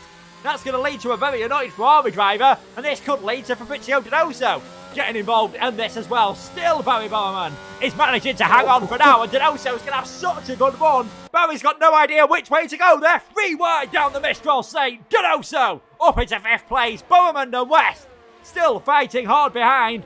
Which one of these two is going to come out on top? West off the circuit. There's a bit more contact between the two of them. Jack West get a 3-second time penalty, and that all started coming through turn 5. And you're right, Dan, we've got a safety car. Safety car's come out, but I'm not sure what the reason is. I don't know where someone's gone off here, but we've just got the safety car that's been deployed. I mean, I'm not too sure what's happening at this point. I don't see anyone tumbling down the order. I don't see any debris anywhere on circuit, so I'm a bit confused at what's gone on here. But now the grid is going to be completely bunched up in the final few laps of this race. Surely we're going to see some pit stops coming out. Otis Lawrence peeling off to the right-hand side. I'd imagine Nicholas Longe is going to do the exact same. Yeah, I wonder what tires are going to go on. It seems like the Inters are maybe the quicker tyre at this point. Otis Lawrence, he is going to fit the Inters, I do believe, as he comes in to his McLaren pit box. So yeah, and with the rain looking lighter and lighter on the circuit, yeah, the intermediates are definitely the right call. Bit of a saving grace, I'd say, for Barry Burman. However, Luke, he's decided to stay out on circuit on his 18-lap-old wet tyres. I think he's going for the no-stop here. He now sits in P4. Will Lewis is now leading this Grand Prix as he catches up to the safety car. Joseph Loke, Jack West also didn't pit. Otis Lawrence is going to come out in P5 with wow, okay, this is actually really going to help him with Ulash Zildrim, Ben Chabakonyi, and Isfan Pookie in between himself and Nicholas Longe. Yeah, I'm shocked that Barry Bowman did come into the pits there. He just about had enough gap, I think, that he could have double stacked in that Ferrari. Would have come out behind his teammate, still ahead of Donoso. He's got no penalties, so he's actually, as things are standing at the moment with 8 laps to go, look, Barry Bowman's actually in the net lead of this race because of the penalties for Lewis, Locum, West. But I can't see these wet tyres being any good on the restart. I mean, we saw how much he was struggling through some of those corners. He could just get hounded by Lovens and some of the rest of the pack. Lovens has got the advantage. He's got a Zildrim, Shabo Konye and Pookie behind him, who are all on older tyres. I mean, this Van Pook is only 3 laps old, so not surprising to see that he stayed out. Yeah, I mean, we've not seen any cars dramatically drop down the order. Still not sure what that safety car was for. Drivers still aren't sure what the best tyres are to go on, because Oggiano and De Capua, they're both out on a set of full wets. Yeah, I mean, maybe with the cars not really going at full speed, they're not going to be clearing as much water away, and with the rain still coming down at quite a considerable rate, it could lead to more puddle formation on circuit. That could mean that the wet tyres will be quicker in a few laps time. I just don't know at this point. It's a minimal 2 laps, of course, under safety car, but the grid isn't stacked up at this point, so I believe we'll get going next time by at the beginning of lap number 22. And Luke, I was saying before the start of this stream, I'm on 1 hour sleep at the minute, and I was almost falling asleep at the before this stream started. And it's safe to say this race has completely woken me up. Yeah, I mean, I don't think anyone can manage to sleep their way through this. This has been brilliant so far. You've got Will Lewis out leading this race. The longer this safety car goes on for, the worse it is for Lewis and some of these others because of those time penalties. I mean, the Zildrim and Donoso especially, they're going to find it very difficult to get any points whatsoever from here as drivers weaving all over the place, trying to build some heat up into those intermediate tyres. Like you said, they're going slower. They're not clearing as much water. It's just going to get slightly wetter out there. I mean, the pit stops say it all. We've got drivers out there. 1 stop, 2 stops seem to be the most common. Dylan Warren's done 3 stops. And Barry Bowman, of course, he has done no stops whatsoever. It was looking awful for Barry in the early stages of this race. Plays his cards right here. Could still get a podium. I think a victory is going to be a bit too much of an ask. A podium might be possible, but you never know what could happen in these final 6 laps once we get back to green flag running. Well, just imagine the rain lashes down even more. The intermediates are no longer valid. Barry Burman completes his last P19 to first challenge. And, I mean, that would be incredible to see. I doubt it's going to happen. And those tyres are definitely not going to be in the best nick towards the end of this race. And, I mean, they're going to turn into slicks at some point, surely. Or maybe not, actually. You know, losing, I think it's 3 millimeters. I'm not too sure, actually, what the treading is. I think it's 3 millimeters. That is the tread of the wet tyres, if you could confirm or deny that statement. But yeah, they are certainly not going to be in the best condition coming towards the end of the Grand Prix. Safety car in this lap. It is now Will Lewis's discretion. He controls the start, and Luke, once he goes, he has to floor it. He can't stop and start. He's got to go and make that decision in one swift move. Yeah, any aggressive braking, anything like that is going to be punished. He's got a bit of time, though, to decide when to go. He's leading the pack, just trying anything to build up that last bit of heat into his tyres. I mean, you look at his intermediates, you compare them to Otis Lawrence's, you can definitely see that there's a bit less tread on Will Lewis's at the moment, but nothing majorly, I don't think, to be concerned with, given the volume of water we've had on the circuit. Still, Will Lewis leading the pack, still being quite slow. When is he going to put the hammer down? And there he goes, coming out of turn number 13, almost drifting the car, but he's managed to keep it nice and steady through the final corner. I think that might have been a bit of a false dawn. We're going to see him now put the hammer down, trying to get underway. Joseph Loke has followed him. Joseph Loke's going to have a fantastic chance of taking the lead of this race here as Barry Bowerman is fighting with Jack West in the background. It's 2 by 2. On the way towards turn 1, Loke down the inside, in towards the first corner. Fights with Will Lewis, who has to go over the curb. Loke takes the lead in this race.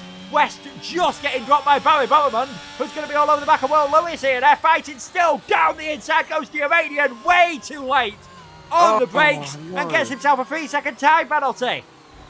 And I think he's thrown away the chances of a win with that dive up the inside and getting a very justified penalty from it. Barry Burman now with a 3-second time penalty to his name. Otis Lawrence, he's kept his record completely clean throughout this race, as here comes Burman now on the back of Will Lewis, headed down in towards turn at number 8. He's going to back off ever so slightly, headed in towards the braking zone. He doesn't want to slam into the rear of that Ferrari, but on the restart, Joseph Loke able to overtake Will Lewis. Now he's stretched the gap to 1.4 seconds. If he can get that to 3 seconds, Luke, he could be winning this race in an unlikely turn of events. Will Lewis still feeling the pressure from Burman in behind. Ulash Zildrum fighting it out with Isfan Pookie. Isfan Pookie's been in the wars in this race, but he has been rewarded for his efforts, up 9 places in this Grand Prix. If he goes up the inside, he'll make it 10 of Ulash Zildrum, and there it is. He's going to make that move stick, get ahead of the Haasman, and there it is. Isfan Pookie having a absolutely fantastic Grand Prix.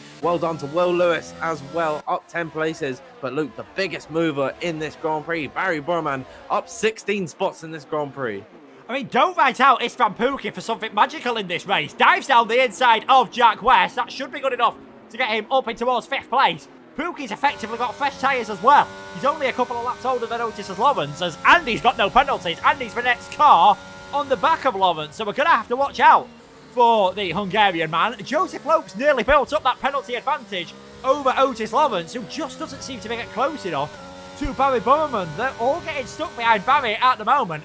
I mean, fair play to him. He's running his own strategy. He's not been driving too overly defensively. Of course, him and Jack West had their own little battle earlier on, but I think West was probably the initial instigator in that one with the move down the inside at turn 5 as Donoso, Tarabukin, Algiano, Chavo, Conye there swapping places. You don't know where to look at the moment, because if we get the gap to the leader, Joseph Loke is now more than 3 seconds ahead of Otis Lawrence. So Joseph Loke provisionally winning this race. Here comes Otis Lawrence to the inside of Barry Burman. He gets that move done, headed in towards turn number 8. We were talking about Lawrence getting stuck in this one. How about Longe? He's now down into P8. He can't get by on Ulash Zildrum. Jack West has been able to jump him. Isfan Pookie's ahead. Longe, as I say that, he gets by P7, but this is really not going according to plan. With the penalties being applied, he's going to only be in around about 5th or 6th position come the end of this race. Actually, no, he'll be in 4th or 5th, I think, by the end of this race. Still respectable, but nothing from what we predicted. I thought he was going to run away and absolutely stomp this field himself. And Fabrizio Donoso, whose races no points finish here in France, as Barry Burman defending from Isfan Pookie, headed in towards turn number 15. He can't quite get the move done. However, Burman, he is slow on these wets, and there goes Isfan Pookie to the inside. I doubt there's going to be too much of a defense from the Iranian, and there it is. Isfan Pookie up into P4, and this is currently he is on track for a podium, I think. Yeah, if he is, I mean, I think at the moment he's just actually going to drop behind Will Lewis, but we'll wait and see what can happen. I mean, he's 3.5 seconds behind. His intermediate should be the faster ones. Donoso gets another time penalty as he's battling with Andrei Tarabukin at the moment. He's just about staying ahead of Tarabukin, and Algiano's trying to get involved in this one as well. You said this race hasn't gone to plan for Longe. I'm not sure it's gone to plan for anyone, because I'm not sure anyone in the entire field could have planned for any of this. It's been absolute carnage at the moment. Longe, he's now side by side with Jack West on the run down towards turn number 8 into the Mistral chicane. Longe on the outside, that gives him the inside line for the second part. Surely he's got the grip, surely he's got the position, and Jack West's got a long way off the circuit there, and that's allowed Ulas Zeldrim to also get that position done as well. We're hearing Will Lewis's penalty might get removed, as Barry Burman, unsurprisingly, a lot more kind to Nicolas Longe than he has been to the rest of the field. If Lewis's penalty doesn't get removed, it would currently be Otis Lawrence taking the victory. Joseph Loke in second, as Barrowman way off the circuit there, dropping all the way down the field. I wonder if those, they have rear left puncture. Those wet tyres have cried enough. Yeah, I feel for Barry Burman. I think it was his own undoing, though. I mean, he had the opportunity to come into the pit lane and not lose too many places. But yeah, he is now firmly out of this race, down in P17. It was looking like a masterclass of a drive from him, but it just was not meant to be. And with that puncture, he's going to limp home into the pit lane, maybe fit on a set of the inters and go for the fastest lap. We'll have to wait and see. However, Isfan Pookie, he's just nabbed that one there. He is the quickest man out on track as we speak. And he is closing to the gap. He is closing to Otis Lawrence at this point in time. So with Will Lewis's penalty potentially getting removed. And I do trust Antoine here in saying this. He will be winning this race. Otis Lawrence in P2. And then Isfan Pookie will be in P3, if I'm not mistaken. I'm just going to get the gap to the leader. He's just about within 3 seconds, 2.8 to the gap of Joseph Loke. However, still 2.5 laps to go in this race. Donoso makes it 12 seconds of penalties. Really not a good return from him in WR. He's still going to be able to get by on Jack West, headed towards the end of the Mistral Straight. But yeah, really not gone according to plan for him, as Barry Borman's Ferrari is just coming back out onto the circuit. That's why we're seeing the yellow flags. And Luke, still with just a few laps left in this race, plenty of action yet to be had. Yeah, I mean, who knows what could happen here. You've got Will Lewis. He did get a 3-second penalty. It was for straight corner cutting. It wasn't for track limits. So if it gets changed into a warning and he's not got too many more, he should be fine. If it gets removed entirely because it was forced off circuit, that'd be even better for him. Yeah, he's definitely going to be in a good position here, but he's all over the back of Joseph Loke at the moment. Otis Lawrence, I don't know whether anyone's telling him that Will Lewis could potentially get a penalty removed, as down the inside goes Will Lewis there on Joseph Loke, who sees him coming. I think Will has realised, if I can put a car between myself and Otis, I'm going to be in a much better position. 2 laps to go then. The top 3 are separated by half a tenth of a second, and Loke just holds on to that position for now. Compromised his line though. Will Lewis looking very racy all of a sudden as Longue sets the fastest lap. I mean, it is still kicking off on lap number 26 of 27. Will Lewis, he wants to get it done on circuit. We'll see what they can do as they head now in towards the end of the first sector. It is going to be crucial to get a good run out of turn number 6 and in through turn number 7. Will Lewis on the power as early as possible, having to feather the throttle onto this main straight on the back of Joseph Loke. He's had a bad run off the exit of the corner and now headed down in towards the end of the Mistral Straight. Can he go up the inside, potentially in the braking zone, as Will Lewis following in the wheel tracks of Joseph Loke? He goes deep on the brakes, but he's not going to be able to look up the inside. Potentially Luke will be shaping this one up for the final lap of the Grand Prix. Yeah, but, you know, Otis Lawrence is all over the back of him on fresh tyres. Isfan Pookie, he's caught up to this one as well all of a sudden. Longue's not too far back either. Who knows what's going to happen in this race? They're so close together. Lawrence is almost onto the back of Will Lewis coming through Senior's corner at turn number 10. Can't quite go down the inside at 11. Will Lewis was trying that one as well. I mean, all of these drivers are looking pretty low on their ERS, apart from Isfan Pookie. Oh, there's contact! Contact between Lawrence and Lewis. I think there was contact with Pookie as well, actually, in all of that as well. But big contact between Lawrence and Lewis, and that's just allowing Joseph Loke to break away all of a sudden. On towards the final lap we go. Who knows who's going to end up taking the victory here? Here they go now, on to the final lap of this race. Let us know in the live chat, everyone, who you think is going to be taking victory. Joseph Loke and Will Lewis with a 3-second time penalty to their names, but Stewart's inquiries could change that one, as now in towards turn number 1. Otis Lawrence looks towards the outside of Will Lewis, and can he make this move stick? Headed in towards the second phase of the corner. They're going to run wheel to wheel off the exit. Isfan Pookie has got a very late 3-second time penalty, but he's looking to the inside in towards turn number 3. Too close to contact. Otis Lawrence staying ahead, but Isfan Pookie trying to follow through on the inside of Will Lewis, now heading towards the Mistral Straight. Nicolas Longue, one of the only runners without a penalty to his name, as now they're going to hit the Mistral Straight for the final time in this race. Otis Lawrence beginning to stretch his advantage. Here they go once again. It's Lawrence from Pookie, from Lewis and Longue. Longue looking to the inside of the Williams, headed in towards turn number 8. He's going to make that move stick. Can he get the move done on Isfan Pookie as well? What action, what drama we're seeing here in France. Who would have thought it? A full wet race at Paul Ricard could produce such a fantastic battle that we have seen today. Isfan Pookie having to defend to the inside as Longue looks towards the outside line on the left-hand side of the Alpine in their home race. Longue onto the podium, but he's gone very wide through the second part of turn number 11. He has to concede the position to Isfan Pookie. What can they do from here? I do not believe what I've been witnessing in this race. Joseph Loke, though, has been able to stretch the advantage, pull away from everyone in this race. He's got a 3-second time penalty. It still could get removed as he heads through the final corner and gets the power down for the final time to win this race on circuit using the last of his battery. It is going to be Joseph Loke on track winning this race. But after the penalties have been applied, Otis Lawrence wins this Grand Prix. Incredible stuff. Longe is going to be P2, Luke demoted to 3rd, and Ray Tarabukin out of nowhere in P4. I mean, let's not forget, Tarabukin was the first driver to go onto the intermediates, and somehow out of all of that, he's ended up with P4. I mean, we said Will might be in a position to take the victory. If his penalty gets removed, he might still get a podium, but it doesn't matter what happens with the penalties. Otis Lawrence takes his first victory here on the PC platform. I mean, I think he'd have felt pretty aggrieved if he had to have taken the victory there, given that safety car, but yeah, Otis getting the victory.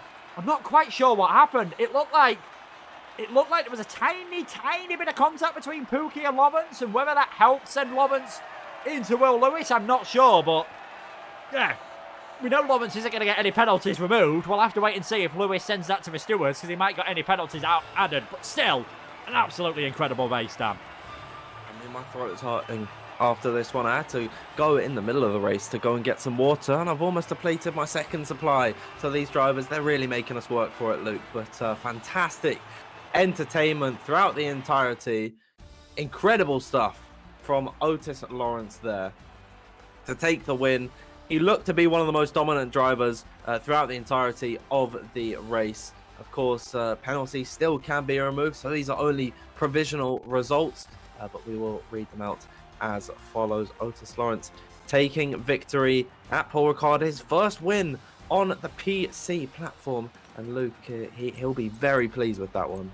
Yeah, definitely a fantastic job from him. Longe in second, Loke third, Tarabukin, Oggiano, Pookie, Lewis, Parnell, Warren, Charbel, Conye. I mean, as we said, these results very provisional. There was so much going on towards the end of that race. I don't think we never really quite knew where to look there, Dan, towards the end of that. But yeah, a superb race. I mean, it was pretty crazy beforehand.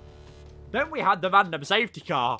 Different drivers coming into the pits. Barry Burman deciding not to come into the pits, trying to do a no-stop. I mean, who knows where he'd have been if he came into the pits, because I think he'd have had a chance of a podium as well. But yeah, crazy scenes. And going on to the penultimate lap, Lawrence and Lewis making contact. We'll see what happens. We'll see what happens with that one. But yeah, I think he'll be a very popular victor there for Otis Lawrence. Yeah, and I'm just looking on Twitter now. I've seen a tweet come out from Will Lewis. It's just 2 words. He's written, "so dirty." So I think the stewards, Luke, are going to be quite busy in this one this evening. But yeah, what a race that was. And to think we had that around Paul Ricard in the full wet. I mean, that is incredible to see. We've had wet races so far this season, but none of them have been exciting as that.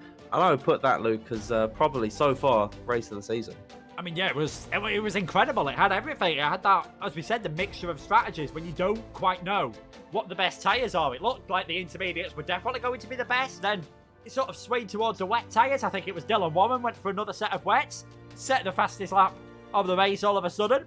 Then it went back to the intermediates. Then we had a random safety car. Some drivers came in for fresh tyres. Some didn't. I think we saw more penalties in the final 5 laps of the race than we saw in the rest combined. Yeah. A crazy race, and it's ended up with a Otis Lawrence, a provisional victor, and he is in the interview room. Yeah, himself and Joseph Luke are in the interview room. I think we should bring them in, have a chat to the pair of them. I think we'll start off with Joseph Luke. Joseph, can you hear me? I can. Okay, perfect. So let's talk about your qualifying. You ended up in P3 in the end. It seemed like Nicholas Longe for Fabrizio Donoso seemed untouchable. What was your strategy heading into the race? Yeah, obviously I've not raced for 3 months, so it was quite tricky to get back in the swing of it. But yeah, obviously qualifying went a lot better than I expected. I wasn't expecting to even make Q3, never mind P3, but yeah, obviously qualified really well, and then to be honest, I was just hoping to have a nice clean race and not really get in too much trouble with anyone else, because I didn't really want to make any enemies. But yeah, I was just struggling in the inters, just with the tyre temps and stuff. I hadn't upped my pressures for that race, so I was just slow as anything. So yeah, it's a shame I was so slow, but still a good result. I did have a lot of fun. So yeah, absolutely, and of course you were the winner on circuit. You got a penalty in the end, and is there any chance that gets removed? No, I got the penalty just from track limits. I had 2 orders after lap 1, so it was never going to happen. But yeah, it is what it is. I'm not too fussed about the result. Obviously, I'm not here for the championship. I was just here to have a good race. So, yeah, thanks for letting me race, I guess. Yeah, and of course, I do hope to see you in future races. Next week, or next race, we head to Bahrain. If we see you there, well, yeah, you won't. Oh. I'm not racing at Bahrain. Not a chance. It's not a good. It was never a good track for me anyway. But this is honestly just a one-off. I don't think I'll be doing many races. I might change my mind, but yeah, I'd much rather sit on iRacing than this game. So, but yeah, it is what it is. It's still a good race, and I enjoyed it. So. I think given the state of the F1 games, I think you're well within your rights to want to play iRacing over this. So Yeah. that podium and really well done this evening, Joseph Loke, everybody. Thank you. Okay, so that was the man winning on it being applied. The win was handed off to our next interviewee. Luke, would you like to talk us through with Otis? Right, let's go through this one. Congratulations, Otis. First victory on the PC platform. It was all looking pretty straightforward until that safety car. I imagine there was quite a few swear words going through your head when you saw that come out. Yeah, that was horrible, that safety car. Oh my god, my voice is gone because I've been screaming. And yeah, that safety car really spoiled my mood. I was like, oh, not there. I don't need this now. But still came out with the win, and I'm so happy right now for the first win on PC. So yeah, very happy right now. Yeah, very happy indeed. Were you surprised with the pace that you had at the start of the race? It seemed you were, obviously there were so many battles going on the first lap, it allowed Nico to break away, but it seemed like you were able to catch up and build a gap. I think at one bit you were going, half a second to a second a lap faster than the entire field. Yeah, I think I had higher wings than Nicholas and stuff and the people around me, so that definitely helped in the wet conditions. As I did see before the race, Nicholas was running very low wings, so yeah. The first stint was really good, but then the second intermediate stint, well, wasn't insane, to be honest with you, because I was struggling a bit on the rear end and stuff, and Nicholas was gaining on me quite a bit, so yeah. Very happy with the pace in the first stint at least, and yeah, hopefully we can get more results like this. Tell us about what happened. I think it was on the penultimate lap. It looked like there was a bit of contact, obviously, between yourself and Will. It looked like there might have been a tiny bit of contact between yourself and Istvan as well, just heading into, I think, turn number 12. Yeah, I was also trying to defend Istvan at the same time and try and make a move on Will Lewis. Pushed him off the track, but then he pushed me straight off the track at the final corner, so I think it's a bit fair, to be honest with you. Yeah, we'll have to wait and see what happens for that one. And of course, Bahrain, next time out, hopefully we'll be able to get dry conditions. Is that a track you're feeling confident with? I haven't really done much Bahrain on PC yet, so I don't really know if I've got a lot of confidence on it or not, but we'll see. Hopefully, we do. So we'll have to wait and see what happens. Congratulations, though, Otis, on your first win. We'll let you head off. Thank you very much.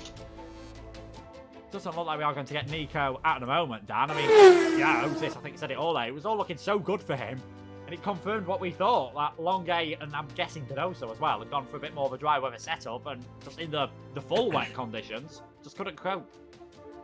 Yeah, and that was why they had such a dramatic drop-off in pace. But when it started to dry up a little bit, they were able to come back and compete. However, for Longue, it was fine, but for Donoso, it was too little, too late. He'd already sunk way down the order, picked up too many penalties, and really did have a shaky return to WOR. For his sake, I do hope that the Chilean can he can sort of recuperate. He's not got a single. He didn't get any points in Brazil, and he didn't finish in Azerbaijan. So it's not been a good season for Donoso so far. Yeah, definitely not. I mean, not done as many races, I think, as he would have liked. Still, and I think we are pretty much at the halfway point of the season now in WOR. So probably too late for a championship battle, but no one's really been able to grab a hold of things. I mean, again, we've had 6 races so far. We've had a 6 different winner. Yeah, you're right. I forgot about that stat. I mean, incredible stuff. they can continue this streak. 6 races, 6 different winners, and you know what? I like the look of some of these names that haven't won so far this season. Luke Smith hasn't got a win. I hope we can see. We haven't seen him since round number 3, but I hope we can see him very soon. Shanaka Clay hasn't won this season so far. Fabrizio Donoso, if he can reclaim some of his form, he hasn't won this season. And Barry Borman as well. If he decides to qualify and be right at the front, we can continue this streak all the way throughout the season. This championship, Luke, will continue to be incredibly close. Yeah, definitely. I mean, obviously, it's good news for Bronner, Benham, and Cavaton is no one. I mean, the highest driver up the championship to score any points today was Nicholas Longue. He ended up finishing in, I think it was 2nd place in the end for Longue. So, not too bad at all for him. He'd have been hoping for more. Just went for that bit of the gamble. It was a fantastic race. Still plenty of races to go. Bahrain next week. Can't wait to see that one because that always seems to provide fantastic overtaking action. Excited for that one, and I hope everyone else is. I believe that is all that we have to talk about in today's stream. So thank you everyone so much for watching this this broadcast of round number 6 of season 14. Still plenty of action left to be had in this season. We're only reaching the halfway point now, so make sure you tune in. Make sure you follow us on Twitter at WOR League and subscribe to our YouTube channel. It's the big red button beneath the stream. You cannot miss it. And then join our Discord for all your WOR updates. The link will be in the description. If you want to follow myself on Twitter, you can follow me at DanFieldF1_, and then you can find Luke at Luke Etheridge 95. It'll be the 2 names if you need it spelled out beneath you there. But from us, that is everything. Thank you once again so much for tuning in, and we will see you next time in Bahrain. Thank you everyone so much, and good night.